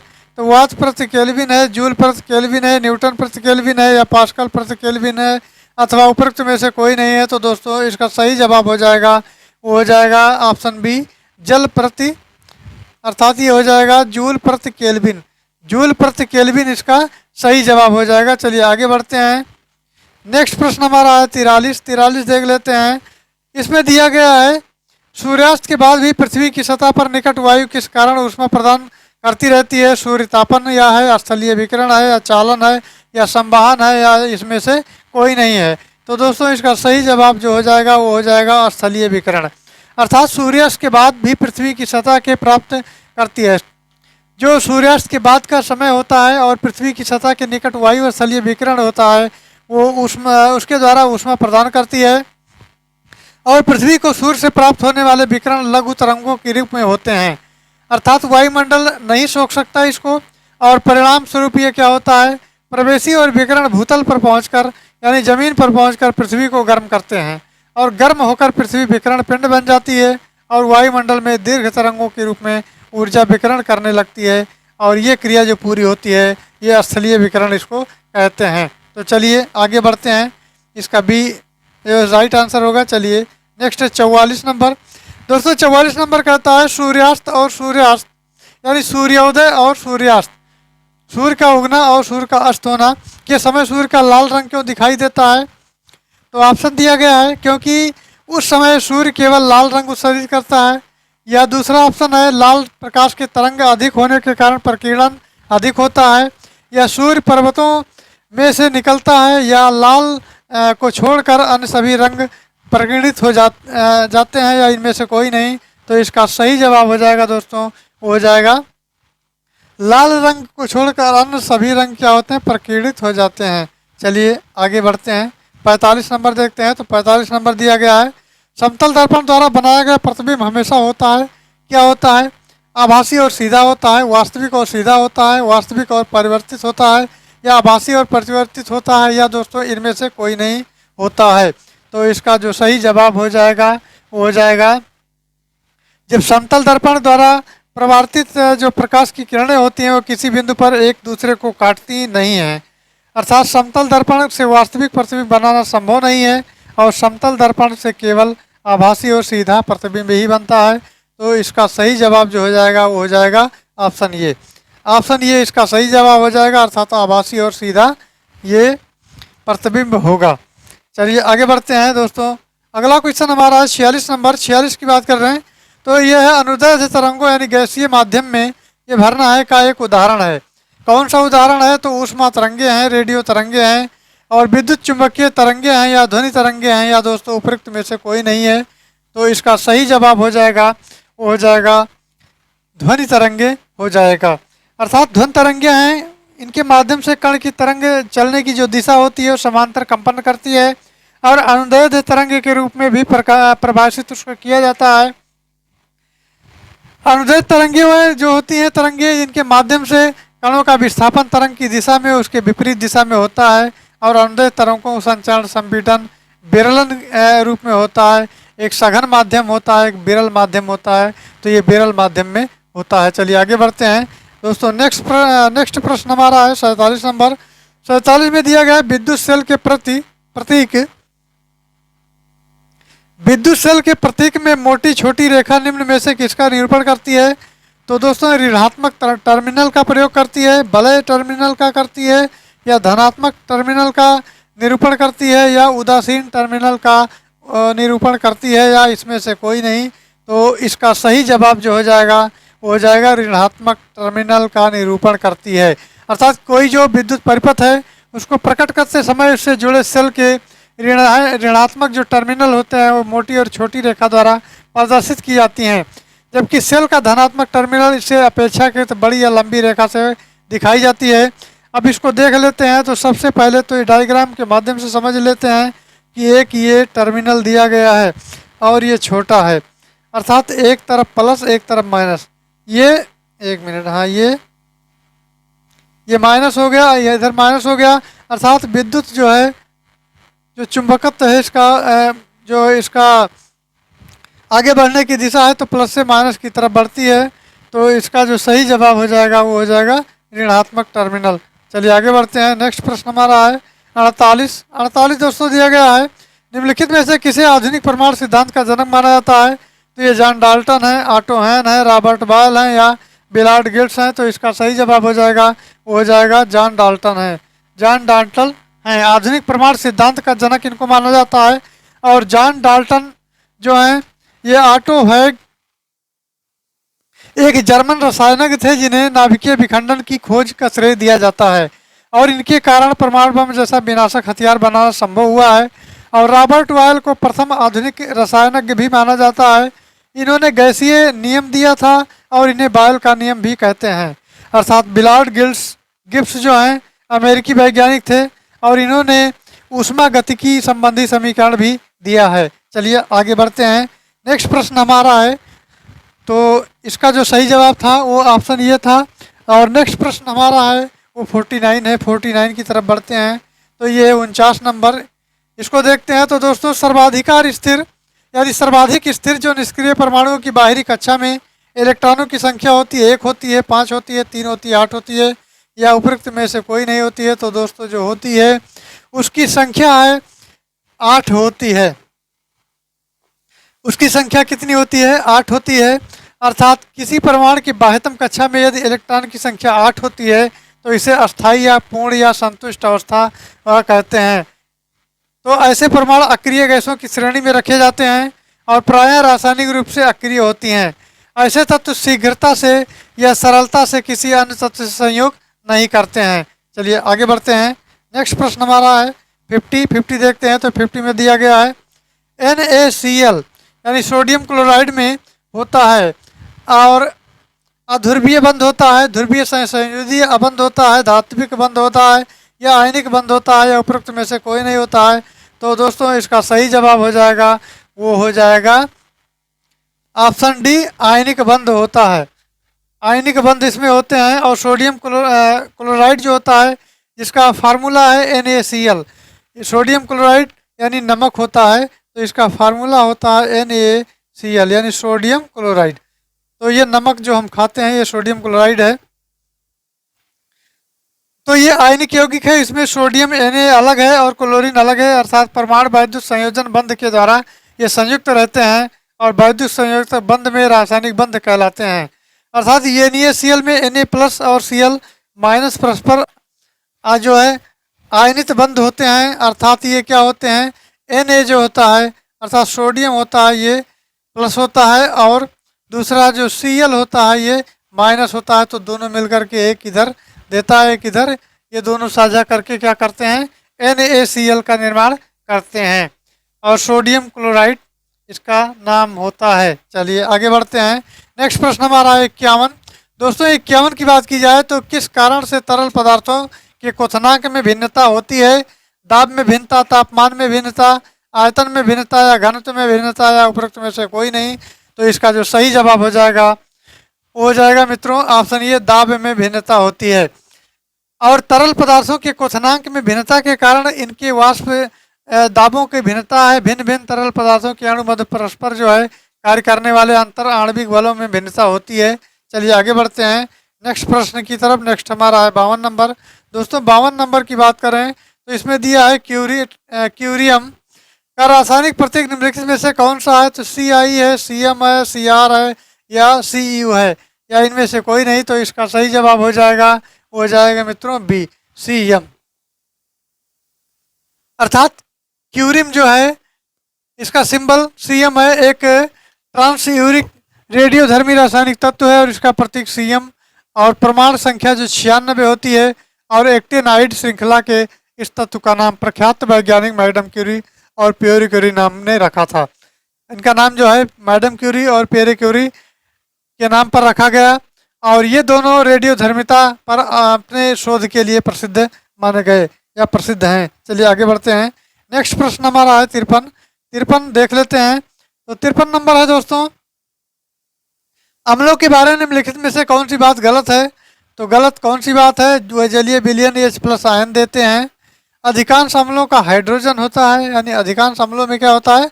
हाइड्रोजन होता है और वह नीले लिटमस को लाल कर देते हैं और वह जलीय विलयन में विद्युत कुचालक होते हैं। या उपरोक्त में से कोई नहीं या एक से दो अधिक उत्तर होंगे। तो इसका जो सही जवाब हो जाएगा वो हो जाएगा ऑप्शन डी, वे जलीय विलयन में विद्युत के कुचालक होते हैं। ऑप्शन डी के साथ जाएंगे, ऑप्शन डी सही जवाब होगा। और अम्ल जलीय विलयन में आयनित अवस्था जो होती है, आयनित अवस्था में रहते हैं क्योंकि अधिकांश अम्लों का हाइड्रोजन प्रमुख आयो और अम्ल का जलीय विलयन बनाने पर हाइड्रोजन H+ आयन के रूप में आ जाता है और इसके विपरीत एक समान आवेश के युक्त जो है यानी जो आयन तो होता है निगेटिव के अम्ल जलीय विलयन होते हैं। चलिए आगे बढ़ते हैं। नेक्स्ट प्रश्न हमारा है 54 देखते हैं। एक मिनट भैया, कहाँ जा रहे हो? 54 देखते हैं। तो 54 ये हमारा नंबर है। 54 नंबर कहता है कि सामान्य बैटरी निम्नलिखित में से रसायन होते हैं। तो एथेनॉल होता है, एथाइलिन होता है, ग्लाइकॉल या सोडियम बाइकार्बोनेट होता है या सल्फ्यूरिक एसिड होता है, या इनमें से कोई नहीं होता है। तो इसका सही जवाब हो जाएगा ऑप्शन डी, सल्फ्यूरिक एसिड होता है, यानी सल्फ्यूरिक अम्ल होता है। सल्फ्यूरिक अम्ल के नाम से जाना जाता है, जिसका फार्मूला होता है H2SO4। फार्मूला होता है H2SO4, ये सल्फ्यूरिक अम्ल का फार्मूला है। और दोस्तों एक सामान्य बैटरी में सल्फ्यूरिक अम्ल जो होता है को विद्युत अपघट्ट के रूप में प्रयुक्त किया जाता है। और एक सेल या बैटरी में सामान्य रूप से तन सल्फ्यूरिक अम्ल के विलयन यानी तांबे के प्लेट एनोड में विद्युत धारा का बाह्य परिपथ से चलकर कैथोड की ओर जाती है। कैथोड सामान्यतः जिंक के प्लेट की होती है। तो चलिए आगे बढ़ते हैं। नेक्स्ट प्रश्न हमारा है 55 देख लेते हैं। तो 55 नंबर है दोस्तों, एक मानव कोशिका में कितने गुणसूत्र रहते हैं? तो ये तो बहुत ही सिंपल सा प्रश्न है। मनुष्य के प्रत्येक द्विगुण कोशिकाओं में 46 गुणसूत्र होते हैं और ये दो प्रकार के होते हैं। एक तो होते हैं समजात गुणसूत्र जिनकी संख्या 22 जोड़ों में होती है अर्थात 44 होती है और ये नर और मादा में समान रूप से पाए जाते हैं। तथा एक जोड़े विषमजात गुण जो लिंग सूत्र होते हैं वो कहलाते हैं। एक जोड़े होते हैं जो पुरुषों में X और Y, स्त्रियों में XX होते हैं। तो चलिए आगे बढ़ते हैं। नेक्स्ट पॉइंट हमारा है इसका हो गया। हाँ, नेक्स्ट पॉइंट है 56 नंबर। 56 नंबर कहता है, ये बायोलॉजी से क्वेश्चन है, मांसपेशियों को हड्डी से जोड़ने वाले ऊतक को क्या कहते हैं? तो उपास्थि श्वेत तंतु कहते हैं या लिगामेंट कह लेते हैं या टेंडन कहते हैं या अंतःस्रावी द्रव्य कहते हैं। तो दोस्तों इसका सही जवाब हो जाएगा टेंडन कहते हैं इसको। मांसपेशियों को हड्डियों से जोड़ने वाले ऊतक को टेंडन, जबकि हड्डियों को परस्पर जोड़ने वाले ऊतक को स्नायु या लिगामेंट कहते हैं। कंडरा में एक प्रकार के संयोजी ऊतक है जो मांसपेशियों की अस्थियों से जोड़ता है और कंडरा रेशेदार और लचीला ऊतक होता है। चलिए आगे बढ़ते हैं। नेक्स्ट प्रश्न हमारा 57 की बात कर लेते हैं। तो दोस्तों 57 में है, मानव शरीर में सबसे बड़ी धमनी कौन सी है? महाधमनी है, कोशिका है, बेगा केवा है या फुसफुसीय सिरा है? तो इसका सही जवाब हो जाएगा दोस्तों, ये हो जाएगा ऑप्शन ये महाधमनी। जो है महाधमनी हो जाएगा। और मानव शरीर में सबसे बड़ी जो धमनी होती है महाधमनी होती है और शरीर के सारे भागों में जाने वाले शुद्ध रुधिर को हृदय कि एक मोटी महाधमनी में पंप करता है, जैसे दैहिक चाप या महाधमनी चाप या केवल महाधमनी कहते हैं। चलिए आगे बढ़ते हैं। नेक्स्ट प्रश्न हमारा है 58। 58 देख लेते हैं। तो 58 नंबर दिया गया है, रिकेट्स और रतौंधी क्रमशः और डॉट डॉट ये छोड़ा है भरना है इसको, की कमी के कारण होते हैं विटामिन डी और सी के कारण होते हैं, B1 और सी के कारण होते हैं, विटामिन डी विटामिन ए के कारण होते हैं, विटामिन ई के और ए के कारण होते हैं, या दोस्तों इसमें से कोई नहीं होते। तो इसका जो सही जवाब हो जाएगा वो हो जाएगा ऑप्शन सी। एक मिनट रुको, ऑप्शन सी है विटामिन डी और विटामिन ए। ऑप्शन सी सही जवाब होगा। और दोस्तों विटामिन डी है और विटामिन ये है, ये वसा में घुलनशील विटामिन है, और विटामिन डी शरीर में कैल्शियम के अवशोषण में सहायक होता है, जिससे हड्डियों को मजबूती मिलती है। और विटामिन डी की कमी से शरीर का अस्थि तंत्र जो है प्रभावित होता है और व्यक्ति के रिकेट्स हो जाते हैं। विटामिन ए की कमी से व्यक्ति में रधौधी हो जाती है। चलिए आगे बढ़ते हैं। नेक्स्ट पॉइंट हमारा आता है, यानी नेक्स्ट प्रश्न 59। 59 नंबर देख लेते हैं। तो निम्नलिखित में से कौन सा रेशा सबसे मजबूत प्राकृतिक रेशे के रूप में जाना जाता है? कपास है, पटसन है, ऊन है, या रेशम है, या इनमें से कोई नहीं?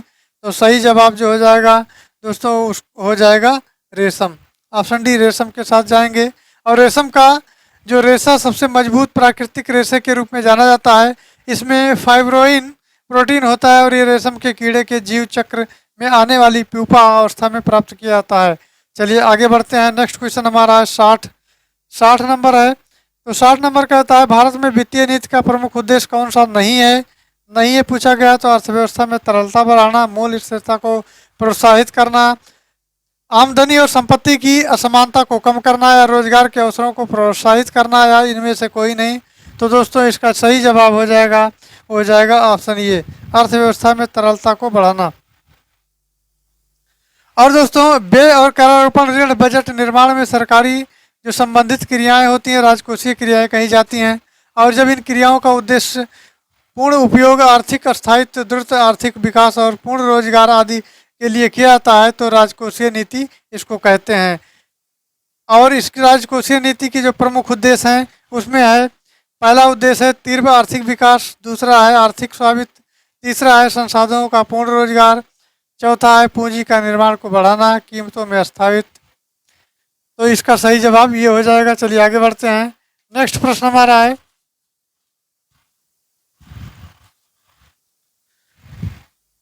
61 देखते हैं। तो 61 में दिया गया है, निम्नलिखित में से कौन सा शब्द भारत के संविधान में प्रस्तावना में उल्लेखित नहीं है? तो समानता का नहीं है, भाईचारा का नहीं, संप्रभुता नहीं, समतावाद का नहीं है। तो इसका सही जवाब जो हो जाएगा वो हो जाएगा मित्रों ऑप्शन डी। ऑप्शन डी समतावाद इसका सही जवाब हो जाएगा। और भारतीय संविधान की प्रस्तावना में समतावाद शब्द का उल्लेखित नहीं किया गया है, जबकि समानता, भाईचारा और संप्रभुता शब्द उल्लिखित है। भारतीय संविधान को 26 नवंबर 1949 को अपनाया गया था, इसलिए 26 नवंबर को संविधान दिवस के रूप में मनाया जाता है। चलिए आगे बढ़ते हैं। नेक्स्ट प्रश्न हमारा है 62 नंबर देखते हैं। तो दोस्तों 62 नंबर कहता है, निम्नलिखित में से कौन सा स्वाभाविक रूप से न्यायपूर्ण है? मौलिक कर्तव्य है, राज्य के नीति सिद्धांत हैं, निदेशक और मौलिक अधिकार हैं, सहकारी समितियां, इनमें से कोई नहीं है। तो इसका सही जवाब होगा वो दोस्तों हो जाएगा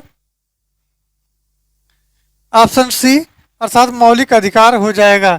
और मौलिक अधिकारों का अनुच्छेद जो 32 है और 226 के द्वारा सुरक्षा प्रदान की गई है। यदि किसी व्यक्ति के अधिकारी की अवहेलना हो रही है तो वो व्यक्ति अपने अधिकारों क्षमा करना अधिकारी बोल दिया, यदि किसी व्यक्ति के अधिकारों की अवहेलना हो रही है तो वो व्यक्ति अपने अधिकारों की प्राप्ति के लिए सर्वोच्च न्यायालय और उच्च न्यायालय में अपील कर सकता है। न्यायालय इन अधिकारों को लागू करवाने के लिए निर्देश जारी करेगा। चलिए आगे बढ़ते हैं। नेक्स्ट प्रश्न हमारा है 63 नंबर देखते हैं। तो इसमें दिया गया है, भारत के संविधान में निर्देशक सिद्धांतों को शामिल किए जाने का मुख्य उद्देश्य क्या है?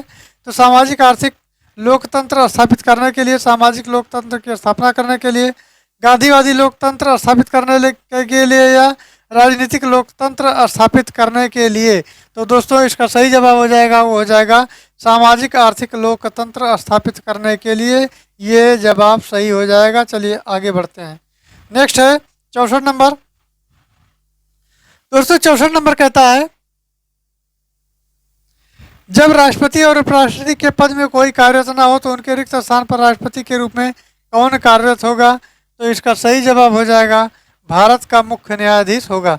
अर्थात राष्ट्रपति और उपराष्ट्रपति जब दोनों नहीं होंगे तो भारत का जो मुख्य न्यायाधीश होगा वो राष्ट्रपति के रूप में कार्यरत होगा। चलिए आगे बढ़ते हैं। तो बी ऑप्शन हमारा सही जवाब है। चलिए आगे बढ़ते हैं। नेक्स्ट है 65।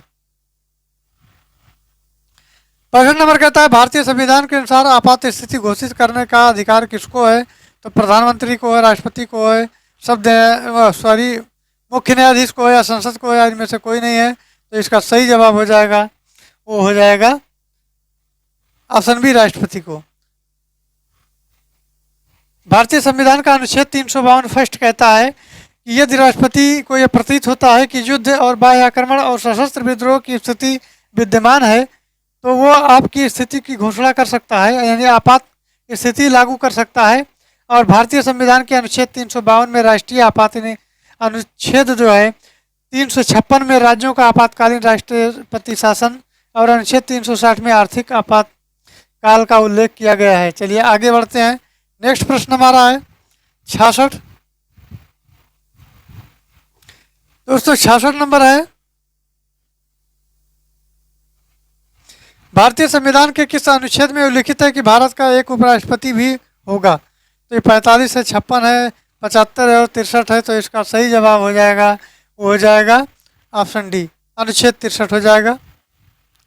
अनुच्छेद 63 हो जाएगा। और भारतीय संविधान के अनुच्छेद 63 के अनुसार भारत का एक उपराष्ट्रपति होगा जो अनुच्छेद 64 के तहत उपराष्ट्रपति राज्यसभा का पदेन सभापति होता है। और संविधान के अनुच्छेद 66 फर्स्ट के तहत उपराष्ट्रपति का निर्वाचन संसद के दोनों सदनों अर्थात निर्वाचन एवं मनोनीत सभी सदस्यों से मिलकर बनने वाले निर्वाचक गण के सदस्यों द्वारा आनुपातिक प्रतिनिधित्व पद्धति के अनुसार एकल संक्रमणीय मत द्वारा होता है। चलिए नेक्स्ट आगे बढ़ते हैं। तो 67 नंबर आता है। 67 नंबर कहता है महासचिव राज्यसभा के सहायता प्रदान करते हैं जिसका पद उसके बराबर होता है। तो भारत सरकार के कैबिनेट मंत्री करते हैं, संसद के सदस्य करते हैं, विधानमंडल के सदस्य करते हैं, भारत सरकार के कैबिनेट सचिव करते हैं, या दोस्तों लास्ट ऑप्शन दिया गया उपरोक्त में से कोई नहीं है, एक से अधिक उत्तर। तो इसका कोई मतलब नहीं। चलिए आगे बढ़ते हैं। नेक्स्ट हमारा है question number D, sorry answer D इसका हो जाएगा, क्या हो जाएगा? डी हो जाएगा। अर्थात भारत सरकार के कैबिनेट सचिव हैं। चलिए आगे बढ़ते हैं। नेक्स्ट हमारा है 68। दोस्तों 68 नंबर है भारतीय संसद में वित्तीय बजट कौन प्रस्तुत करता है? तो भारतीय रिजर्व बैंक के गवर्नर करते हैं, बजट मंत्री करते हैं, वित्त मंत्री करते हैं या वित्त सचिव करते हैं, इनमें से कोई नहीं करते। कौन करता है? तो इसका जो है ऑप्शन सही होगा, वो हो जाएगा वित्त मंत्री करते हैं। इसका सी सही जवाब होगा। और भारतीय संसद में निम्नलिखित बजट वित्त मंत्री और सर्वप्रथम लोकसभा में प्रस्तुत किए जाते हैं। अर्थात भारतीय संविधान में जो बजट है उसके स्थान पर वार्षिक वित्तीय वितरण यानी अनुच्छेद 112 प्रयुक्त किया गया है। लोकसभा के कार्य संचालन और प्रक्रिया के नियम 204 में ये उपलब्ध है कि वित्त मंत्री द्वारा बजट प्रस्तुत किया जाएगा। चलिए आगे बढ़ते हैं। नेक्स्ट क्वेश्चन हमारा है, यह है 69। दोस्तों 69 नंबर है किसी राज्यसभा सदस्य के लिए भारत का प्रधानमंत्री बनने के लिए उम्र उसकी क्या है? तो 18 वर्ष है, 25 वर्ष है, 30 वर्ष है या 35 वर्ष है? तो इसका सही जवाब हो जाएगा दोस्तों, वो है 30 वर्ष रखी गई है। उनकी जो उम्र होगी वो 30 साल की होगी। चलिए आगे बढ़ते हैं। नेक्स्ट प्रश्न है 70। 70 नंबर है निम्नलिखित में से कौन सा अनुच्छेद सर्वोच्च न्यायालय की स्थापना और संविधान से संबंधित है? तो 202 है, 124 है, 197 है और 192 है, 52 है। तो इसका सही जवाब हो जाएगा, वो हो जाएगा ऑप्शन बी अर्थात 124। 124 सही जवाब होगा।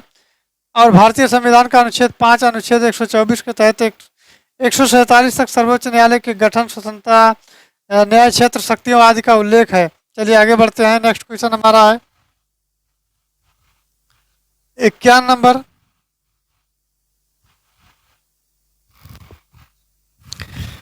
तो 71 नंबर कहता है कि उच्च न्यायालय के संबंध में निम्नलिखित में से कौन सा कथन सही नहीं है पूछा गया है। तो ये है ऑप्शन में, वो निचली अदालतों से अपील की सुनवाई कर सकता है, ये मौलिक अधिकारों की रक्षा के विभिन्न रिट जारी कर सकता है, यह ऑप्शन सी है, ये राज्य के अधिकार क्षेत्र के अंतर्गत आने वाले मामलों की सुनवाई कर सकता है। या लास्ट ऑप्शन हमारा है मित्रों, तो यह है उच्च न्यायालय के राज्य और केंद्रीय कानूनों को रद्द कर सकता है, या उपयुक्त में से कोई नहीं, या एक से अधिक उत्तर हैं। तो चलिए इसके आगे बढ़ते हैं। नेक्स्ट जो हमारा है वो 72 है। 72 नंबर देखते हैं। तो 72 नंबर में दिया गया है भारत के प्रथम महालेखाकार कार्यालय की स्थापना किस वर्ष हुई थी? तो ये 1858 में, 1890 में, 1845 में, 1867 में। तो इसका सही जवाब हो जाएगा, वो हो जाएगा ऑप्शन ए 1858। 1858 इसका सही जवाब हो जाएगा। और नेक्स्ट प्रश्न है हमारा दोस्तों, जनप्रतिनिधित्व अधिनियम कब पारित किया गया? तो ये 1951 में, 1949 में, 1955 में या 1945 में। तो इसका सही जवाब हो जाएगा, वो हो जाएगा 1951 में। 1951 इसका सही जवाब हो जाएगा। चलिए आगे बढ़ते हैं। नेक्स्ट हमारा है 74। तो है भारत के संविधान के भाग 8 से संबंधित है। तो नगर पालिकाओं संबंधित है, पंचायत संबंधित है, केंद्र शासित है, राज्य हैं, ये सभी संबंधित हैं। तो इसका सही जवाब हुआ है केंद्र शासित प्रदेशों में, अर्थात सी इसका सही जवाब होगा। चलिए आगे बढ़ते हैं। नेक्स्ट प्रश्न है 75। 75 देखते हैं। तो 75 में दिया गया है, यह है भारत संविधान के अनुच्छेदी क्षमा करना, संविधान के अनुसूची 7 के अंतर्गत शिक्षा विषय में किस सूची में अंतर्गत आता है? तो संघ सूची है, उपसूची है, राज्य सूची है, समवर्ती सूची है। तो इसको जो है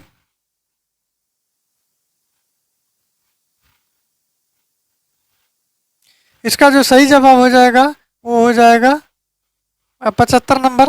तो 75 नंबर देख लेते हैं। ये 76 अभी हुआ है, अर्थात 75 74 हुआ है अभी तक। तो 74 का जो सही जवाब हो जाएगा ये सी केंद्र शासित प्रदेशों सही जवाब हो जाएगा। चलिए आगे बढ़ते हैं। नेक्स्ट है 75। 75 में दिया गया है, संविधान की अनुसूची 7 के अंतर्गत शिक्षा विषय किस सूची के अंतर्गत आता है? संघ सूची, उप सूची, राज्य सूची या समवर्ती सूची। तो इसका सही जवाब नहीं है, अर्थात इसका सही जवाब है ऑप्शन डी समवर्ती सूची। समवर्ती सूची इसका सही जवाब है। चलिए आगे बढ़ते हैं। 76 नंबर देखते हैं। तो 76 नंबर है, पंचायती राज व्यवस्था एक मध्यवर्ती स्तर है जिसे के रूप में जाना जाता है। तो ग्राम पंचायत के रूप में जाना जाता है, जिला परिषद के रूप में चला जाता है, सरपंच के पंचायत के रूप में जाना जाता है, पंचायत समिति के नाम से जाना जाता है। तो इसका सही जवाब हो जाएगा, हो जाएगा पंचायत समिति, यानी पंचायत समिति के नाम से जाना जाता है। दोस्तों चलिए आगे बढ़ते हैं। तो ये 77 नंबर देखते हैं। तो इसमें दिया गया है, संविधान के निर्माण करने वाले प्रथम देश हैं, भारत है, इंग्लैंड है, यूएसए है, श्रीलंका है। तो इसका सही जवाब हो जाएगा, वो हो जाएगा ऑप्शन सी, अर्थात यूएसए। यूएसए इसका सही जवाब हो जाएगा। चलिए आगे बढ़ते हैं। 78 है, इंडियन एसोसिएशन की स्थापना निम्न में से किस वर्ष हुई थी? तो 1856 है, 1903 है, 1876 है, 1881 है। तो इसका सही जवाब हो जाएगा, वो हो जाएगा 1876। 1876 ईस्वी हो जाएगा। चलिए आगे बढ़ते हैं। नेक्स्ट है 79। 79 नंबर है, शांतिपूर्ण प्रतिरोध सत्याग्रह के सिद्धांत किसने प्रतिपादित किया? तो बाल गंगाधर घोष, ये है अरविंद घोष, लाला लाजपत राय, बिपिन चंद्रपाल, उपरोक्त में से कोई नहीं। तो इसका सही जवाब हो जाएगा, वो हो जाएगा ऑप्शन बी अरविंद घोष। अरविंद घोष इसका सही जवाब होगा। चलिए आगे बढ़ते हैं। 80 नंबर देख लेते हैं। 80 नंबर दिया गया है, भारत के जनरल डायर के प्रशासन के दौरान कौन सा कानून अधिनियम लागू किया गया था? मार्शल कानून, साइमन कमीशन, भेदभाव कानून और निवारक निरोध जो है। तो दोस्तों इसका सही जवाब हो जाएगा, वो हो जाएगा ऑप्शन ये मार्शल कानून। मार्शल कानून इसका सही जवाब होगा। चलिए आगे बढ़ते हैं। नेक्स्ट हमारा 81 नंबर। दोस्तों 81 नंबर है, भारतीय स्वतंत्रता के समय भारतीय राष्ट्रीय कांग्रेस के अध्यक्ष कौन थे? मौलाना अब्दुल कलाम आज़ाद, जे.बी. कृपलानी, जवाहरलाल नेहरू, राजेंद्र प्रसाद, या इनमें से कोई नहीं। तो इसका सही जवाब हो जाएगा, वो हो जाएगा ऑप्शन बी, अर्थात जे.बी. कृपलानी। जे.बी. कृपलानी इसका सही जवाब हो जाएगा। चलिए आगे बढ़ते हैं। नेक्स्ट प्रश्न हमारा है 82 देखते हैं। तो 82 में दिया गया है, सी राजगोपालाचारी ने निम्न में से किस राज्य में नमक सत्याग्रह का नेतृत्व किया था? महाराष्ट्र में, राजस्थान में, तमिलनाडु में या गुजरात में? तो इसका सही जवाब हो जाएगा दोस्तों, तो हो जाएगा option C Tamil Nadu. Option C Tamil Nadu इसका सही जवाब होगा। चलिए आगे बढ़ते हैं। नेक्स्ट प्रश्न हमारा है 1945 में ब्रिटेन में भरना है डाटा इसको कि सरकार सत्ता में आई और भारत में सत्ता देने के लिए खुद को प्रतिबद्ध किया, अर्थात ग्रीन पार्टी है, लेबर पार्टी है, लिबरल डेमोक्रेट्स है या कंजर्वेटिव पार्टी है? तो इसका सही जवाब हो जाएगा 83 का, तो हो जाएगा ऑप्शन बी लेबर पार्टी है। ऑप्शन बी इसका सही जवाब होगा, लेबर पार्टी। चलिए आगे बढ़ते हैं। नेक्स्ट क्वेश्चन हमारा है दोस्तों, नेक्स्ट क्वेश्चन है 84 नंबर। 1947 में हैदराबाद और निजाम निम्न में से कौन था? मीर अबू अली खान, उस्मान अली, अकबर अली खान या नासिर जंग? तो इसका सही जवाब हो जाएगा, वो हो जाएगा ऑप्शन बी। ऑप्शन बी यानी उस्मान अली इसका सही जवाब होगा। चलिए आगे बढ़ते हैं। नेक्स्ट हमारे 85 नंबर में दिया गया है 1857 के विद्रोह में भारत का प्रथम स्वतंत्रता संग्राम की संज्ञा किसने प्रदान की थी? तो इसका सही जवाब हो जाएगा, वो हो जाएगा ऑप्शन डी, अर्थात बी डी सावरकर इसका सही जवाब होगा। बी डी सावरकर इसका सही जवाब होगा। चलिए आगे बढ़ते हैं। नेक्स्ट प्रश्न हमारा है 86 दोस्तों। 86 नंबर है, किस राज्य में वीर कुंवर सिंह की 1857 के विद्रोह के दौरान उपलब्धियों को चिन्हित करने के लिए जयंती मनाई जाती है?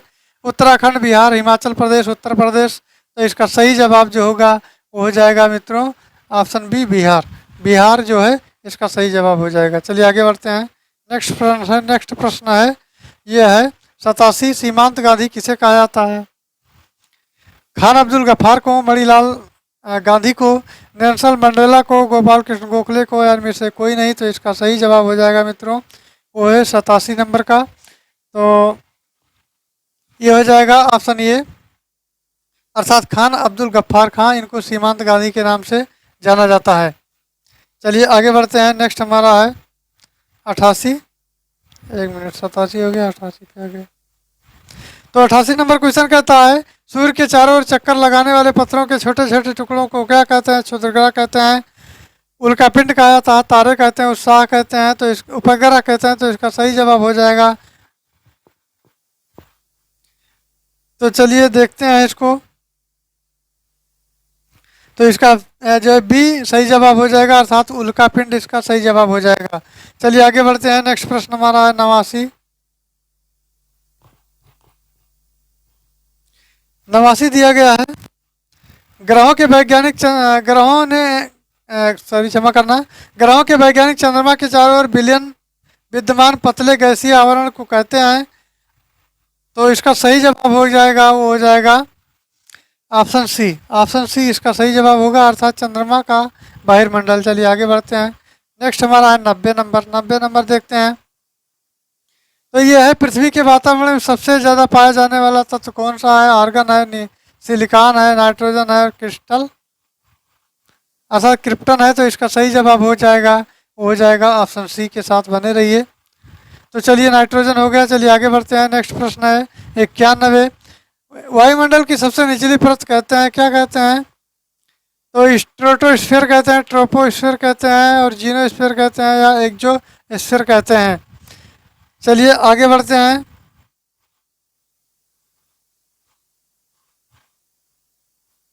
चलिए आगे बढ़ते हैं। तो नेक्स्ट प्रश्न है, ये हो गया। अच्छा 91 का ऑप्शन बी ट्रोपोस्फीयर हो गया। चलिए आगे बढ़ते हैं।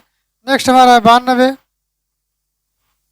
दोस्तों। 92 क्वेश्चन कहता है कि प्रमुख यामोत्तर का मान क्या है? तो 0 अंशांश है, 0 देशांतर है, 180 अंश देशांतर है, 180 अंश अक्षांश है? तो इसका सही जवाब हो जाएगा, वो हो जाएगा ऑप्शन बी इसका सही जवाब हो जाएगा, अर्थात 0 देशांतर। ऑप्शन बी इसका सही जवाब हो जाएगा। चलिए आगे बढ़ते हैं। तो दोस्तों हमारा अगला क्वेश्चन है 93 देखते हैं। तो इसमें दिया गया है एक वर्ष के दौरान हवा की दिशा मौसमी परिवर्तन को क्या कहते हैं? वायुमंडल कहते हैं, मौसमी मौसम कहते हैं, मानसून कहते हैं, जलवायु कहते हैं। तो इसका सही जवाब हो जाएगा दोस्तों, हो जाएगा, ये हो जाएगा ऑप्शन सी, मानसून कहते हैं इसको। इसको क्या कहते हैं? मानसून कहते हैं। और मानसून शब्द की उत्पत्ति अरबी शब्द के अर्थ मौसम से होता है, अर्थात एक वर्ष के दौरान हवा की दिशा में मौसमी परिवर्तन को मानसून कहा जाता है। भारत की जलवायु को मानसूनी जलवायु कहते हैं। चलिए आगे बढ़ते हैं। नेक्स्ट प्रश्न नंबर आए 94। 94 देखते हैं दोस्तों। 94 नंबर क्वेश्चन कहता है बारिश में हिमपात के एक साथ होने की अवस्था को क्या कहते हैं? तो रिमझिम बारिश कहते हैं, ओले पड़ना कहते हैं, या मूसलाधारी बारिश कहते हैं, या हिमपात कहते हैं, या इनमें से कोई नहीं कहते। तो इसका सही जवाब हो जाएगा, वो हो जाएगा ऑप्शन ये, इनमें से कोई नहीं। चलिए आगे बढ़ते हैं। नेक्स्ट प्रश्न हमारा है दोस्तों, नेक्स्ट प्रश्न की बात करें तो नेक्स्ट प्रश्न दिया गया है 95। 95 देखते हैं तो इसमें दिया है पूर्व में भारत की सीमा किन किन देशों से लगती है? तो पाकिस्तान, अफगानिस्तान और चीन, नेपाल और भूटान। भूटान और अफगानिस्तान, म्यांमार और बांग्लादेश, या इनमें से कोई नहीं। तो इसका सही जवाब हो जाएगा, वो हो जाएगा ऑप्शन डी, म्यांमार और बांग्लादेश। चलिए आगे बढ़ते हैं। नेक्स्ट प्रश्न हमारा है, हाँ दोस्तों, म्यांमार और बांग्लादेश की बात की जाए तो ये जो है पूर्व में भारत की सीमा म्यांमार में है और बांग्लादेश से लगती है, और पश्चिम में भारत जो है पाकिस्तान की सीमा से लगती है, और उत्तर पश्चिम में अफगानिस्तान है से, तथा उत्तर में चीन और नेपाल से लगती है, और दक्षिण में समुद्र पार भारत के पड़ोसी दो द्वीप राष्ट्र समूह श्रीलंका और मालदीव हैं। तो इस प्रकार इसका स्ट्रक्चर है। चलिए आगे बढ़ते हैं। नेक्स्ट प्रश्न हमारा है 96। 96 देखते हैं। 96 में दिया गया है भारतीय रेलवे कोच फैक्ट्री किस शहर में स्थित है? तो ये चितरंजन, बंगलुरु, चेन्नई और कपूरथला में। तो इसका सही जवाब हो जाएगा, ये कपूरथला में स्थित है, ये कपूरथला में स्थित है। और भारतीय railway coach factory Kapurthala Punjab में स्थित है। इस रेल का जो कोच फैक्ट्री है वो स्थापना उसका 1986 में हुआ था, और मार्च 1988 में अपना पहला कोच चालू करने के बाद ये रेलवे सबसे बड़ी और सबसे आधुनिक कोच निर्माण इकाई बन गई है। चलिए आगे बढ़ते हैं। नेक्स्ट प्रश्न हमारा है 97। 97 में दिया है ग्रीष्म काल में रात के पहले प्रहर को दिखने वाले प्रसिद्ध तारामंडल को किस नाम से जाना जाता है? तो कालपुरुष तारामंडल, शर्मिष्ठा तारामंडल, लघु सप्तर्षि तारामंडल, या सप्तर्षि तारामंडल। तो इसका सही जवाब हो जाएगा मित्रों, ये हो जाएगा ऑप्शन डी, सप्तर्षि तारामंडल। और सप्तर्षि तारामंडल के उत्तरी गोलार्ध के आकाश में ये रात्रि में दिखाई देने वाला एक तारामंडल है। और ये जो है सप्तर्षि तारामंडल, जिसे अर्सा मेजर के नाम से जाना जाता है, जो इसका एक भाग है। चलिए 98 नंबर देखते हैं। तो 98 नंबर हमारा दिया गया है मिट्टी के किसी परत में ह्यूमस होता है जो मिट्टी को उपजाऊ बनाता है, अर्थात शीर्ष मृदा है, जनक शैल है, और ऋतुक्षरित शैल है, या अधो मृदा है। उनमें से कोई नहीं। तो इसका सही जवाब हो जाएगा, हो जाएगा ऑप्शन ये, शीर्ष मृदा हो जाएगा। मिट्टी की शीर्ष मृदा परत में ह्यूमस होता है जो मिट्टी को उपजाऊ बनाता है, और मिट्टी की उपस्थिति सड़े गले जीव पदार्थ को ह्यूमस कहा जाता है। चलिए आगे बढ़ते हैं। नेक्स्ट हमारा है 99। तो 99 में दिया निम्न में से कौन सा कारक कृषि की भूमि उर्वरता हानि के लिए उत्तरदायी नहीं है? तो इसका ऑप्शन दिया गया है जल भराव, मृदा लवणता, मृदा क्षारीकरण, या उच्च मृदा धनायन विनिमयकरण क्षमता। इनमें से कोई नहीं। तो इसका सही जवाब हो जाएगा, वो हो जाएगा ऑप्शन डी, अर्थात उच्च मृदा धनायन विनिमय क्षमता। इसका सही उत्तर हो जाएगा। उच्च मृदा धनायन विनिमय क्षमता कृषि भूमि की उर्वरता हानि के लिए उत्तरदायी नहीं है। अन्य तीनों कारक कृषि भूमि की उर्वरता हानि के लिए उत्तरदायी है। चलिए आगे बढ़ते हैं। नेक्स्ट प्रश्न हमारा मित्रों है 100 नंबर। 100 देखते हैं। तो निम्न में से कौन सा स्थान तांबे की खान के लिए प्रसिद्ध है? तो खेतड़ी है, गया है, क्योंझोर है, सतना है, और इनमें से कोई नहीं। तो इसका जो सही उत्तर हो जाएगा वो खेतड़ी है।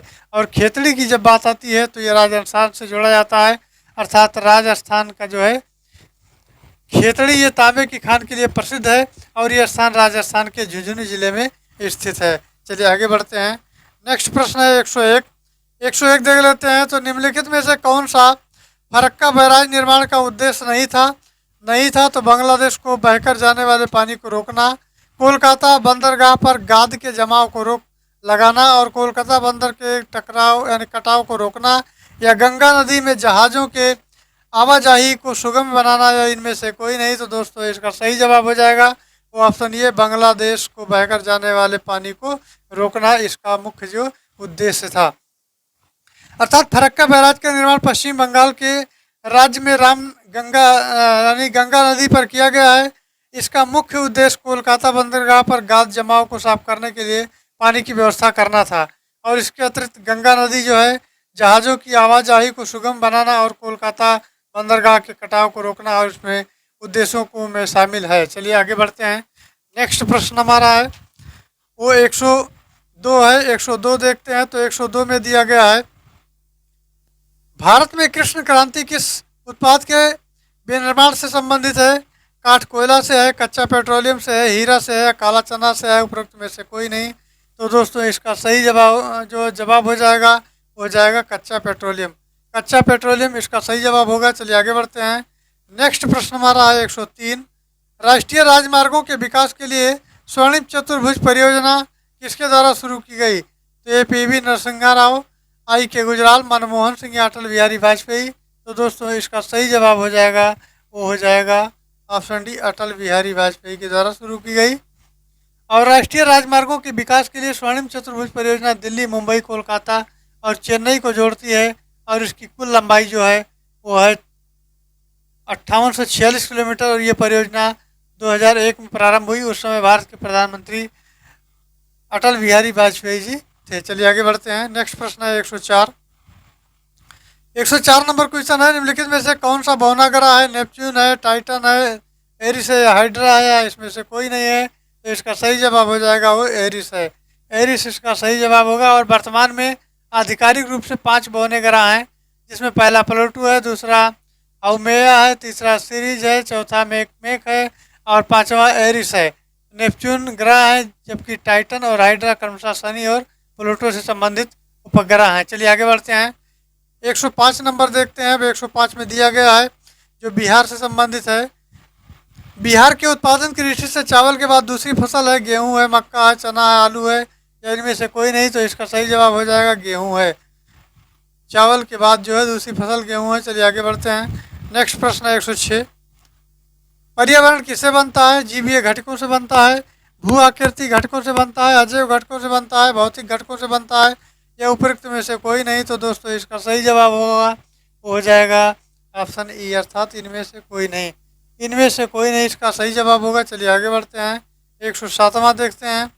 तो 107 नंबर है, UNEP का मुख्यालय अवस्थित है जेनेवा में, काठमांडू में, नैरोबी में, नई दिल्ली में, या इनमें से कोई नहीं? तो दोस्तों इसका सही जवाब होगा उसी हो जाएगा, नैरोबी में स्थित है। और संयुक्त राष्ट्र पर्यावरण कार्यक्रम अर्थात UNEP United Nations Environment Programme है, इसकी स्थापना वर्ष 1972 में हुई। इसका मुख्यालय नैरोबी यानी केन्या में अवस्थित है। चलिए आगे बढ़ते हैं। कहाँ चला गया? चलिए आगे बढ़ते हैं। नेक्स्ट हमारा है 108। 108 नंबर है, निम्नलिखित में से किस प्रकार के वनों का अधिकतम पादप विविधता पाई जाती है? उष्ण कटिबंधीय आर्द्र पतझड़ वन, उष्ण कटिबंधीय या उपोष्ण कटिबंधीय पर्वतीय वन, शीतोष्ण आर्द्र वन, या उष्ण कटिबंधीय सदाबहार वन, या इनमें से कोई नहीं? तो दोस्तों इसका सही जवाब होगा वो हो जाएगा ऑप्शन डी, उष्ण कटिबंधीय सदाबहार वन इसका सही उत्तर होगा। चलिए आगे बढ़ते हैं। 109 देख लेते हैं। तो 109 नंबर है, भारत में मैंग्रोव यानी ज्वारीय वन जो है वनस्पति मुख्यतः पाई जाती हैं मालाबार तट पर, कोंकण तट पर, सुंदरबन पर, या दंडकारण्य वन में? तो इसका सही उत्तर हो जाएगा वो हो जाएगा ऑप्शन सी, सुंदरबन में पाई जाती हैं। और ज्वारीय वन डेल्टा प्रदेशों में समुद्र के ज्वार वाले भागों में होते हैं। इन्हें मैंग्रोव वनस्पति के नाम से भी जाना जाता है। और मैंग्रोव वनस्पति का सर्वाधिक क्षेत्र सुंदरबन डेल्टा में पाया जाता है। यहाँ के वनों में सुंदरी वृक्ष के विशेष रूप से इनका उल्लेख मिलता है। चलिए आगे बढ़ते हैं। नेक्स्ट हमारा है 110। 110 देख लेते हैं। तो 110 नंबर कहता है, निम्नलिखित में से कौन सा जैविक संसाधन नहीं है? शुद्ध जल है, कोयला है, पेट्रोलियम है, मछली है, या कोई नहीं है? तो इसका सही जवाब होगा वो है शुद्ध जल। ये जैविक संसाधन नहीं है, इसका सही जवाब हो जाएगा। चलिए आगे बढ़ते हैं। 111 देखते हैं। तो दोस्तों 111 हमारा कहता है, 2011 की जनगणना के अनुसार भारत का सबसे कम आबादी वाला राज्य कौन सा है? तो केरल है, उड़ीसा है, सिक्किम है, तमिलनाडु है, या इनमें से कोई नहीं। तो इसका सही जवाब होगा दोस्तों वो सिक्किम है। चलिए आगे बढ़ते हैं। नेक्स्ट है 112। नकदी फसल में सम्मिलित नहीं है तो गन्ना नहीं है, कपास नहीं है, जूट नहीं है, कि गेहूँ नहीं है, क्या इनमें से कोई नहीं है? तो इसका सही जवाब ढूंढते हैं। तो इसका सही जवाब है गेहूँ।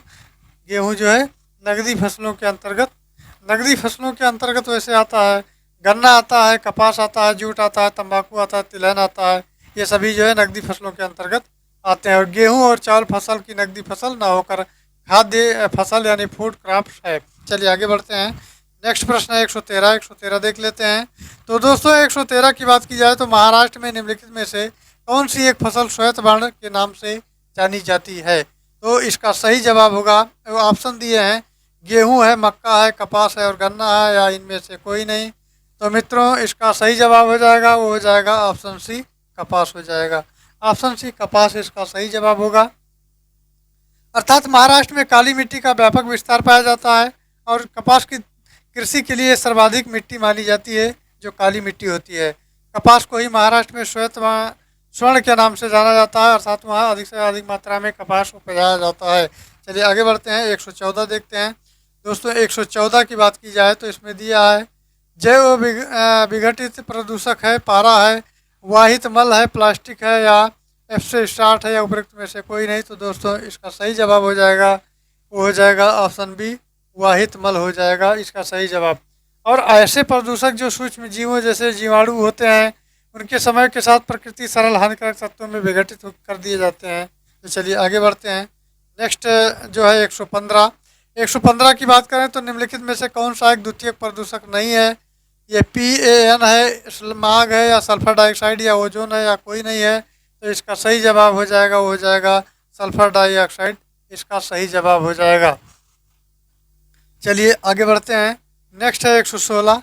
116 देख लेते हैं। तो विश्व की सबसे पुरानी व विकसित नहर व्यवस्था भारत में कौन सी है? गंगा नहर है, सिकरी नहर है, इंदिरा गांधी नहर परियोजना है, कृष्णा गोदावरी नहर परियोजना है, या इनमें से कोई नहीं। तो दोस्तों इसका जो सही जवाब होगा वो हो जाएगा ऑप्शन ये, गंगा नहर इसका सही जवाब हो जाएगा। और विश्व की सबसे पुरानी और विकसित नहर व्यवस्थाओं में से एक गंगा नहर है। इसका निर्माण बीकानेर के तत्कालीन महाराजा श्री गंगा सिंह ने कराया था। ये नहर परियोजना 1927 से चालू की गई और ये नहर सतलज नदी के फिरोजपुर के निकट हुसैनी वाला से निकाली गई है। चलिए आगे बढ़ते हैं। नेक्स्ट प्रश्न हमारा है 117, उसको देख लेते हैं। तो 117 नंबर कहता है, 117 नंबर क्या कहता है, निम्न में से कौन सा भारत की सबसे बड़ी मशीनीकृत खान है? और ऑप्शन है रत्नागिरी खान, जयपुर खान, सुंदरगढ़ खान, या मैलाडिला खान, या उपरोक्त में से कोई नहीं। तो इसका जो सही उत्तर हो जाएगा वो हो जाएगा ऑप्शन डी, अर्थात बैलाडिला खान इसका सही जवाब हो जाएगा। और बैलाडिला खान जो है भारत की सबसे बड़ी मशीनीकृत खान है और यहाँ से उत्पादित लोहा अयस्क और विशाखापट्टनम बंदरगाह से जापान को निर्यात किए जाते हैं। चलिए आगे बढ़ते हैं। नेक्स्ट है 118। दोस्तों 118 नंबर क्वेश्चन का अवलोकन कर लेते हैं। तो निम्न में से किसे आप कायांतित चट्टानों यानी मेटामॉर्फिक चट्टान से संबंध करेंगे? तांबा है, या गार्नेट यानी तांबड़ा जिसको कहते हैं, मैग्नीज है, या पायराइट्स है, या इनमें से कोई नहीं। तो दोस्तों इसका सही जवाब हो जाएगा ऑप्शन बी, यानी गार्नेट या जिसको तांबड़ा बोलते हैं, ये इसका सही जवाब हो जाएगा। और कार्यान्वित चट्टानें और अन्य चट्टानों के रूप में परिवर्तित यानी फलस्वरूप ये निर्मित होती हैं और साधारण तौर पर ये रूप परिवर्तन परतदार एवं आग्नेय शैलों से होता हुआ कभी कभी रूपांतरित शैलों के रूपांतरण से हो जाते हैं और इस क्रिया को पुनः रूपांतरण कहते हैं। चलिए आगे बढ़ते हैं। नेक्स्ट क्वेश्चन है 119। 119 देखते हैं। तो इसमें है भारत में ज्वारीय ऊर्जा की सर्वाधिक संभावना कहाँ पर है? तो मद्रास में है, कोचीन में है, विशाखापट्टनम में है, या कांडला में है, या इनमें से कोई नहीं। तो दोस्तों इसका सही जवाब हो जाएगा ऑप्शन डी, कांडला बंदरगाह।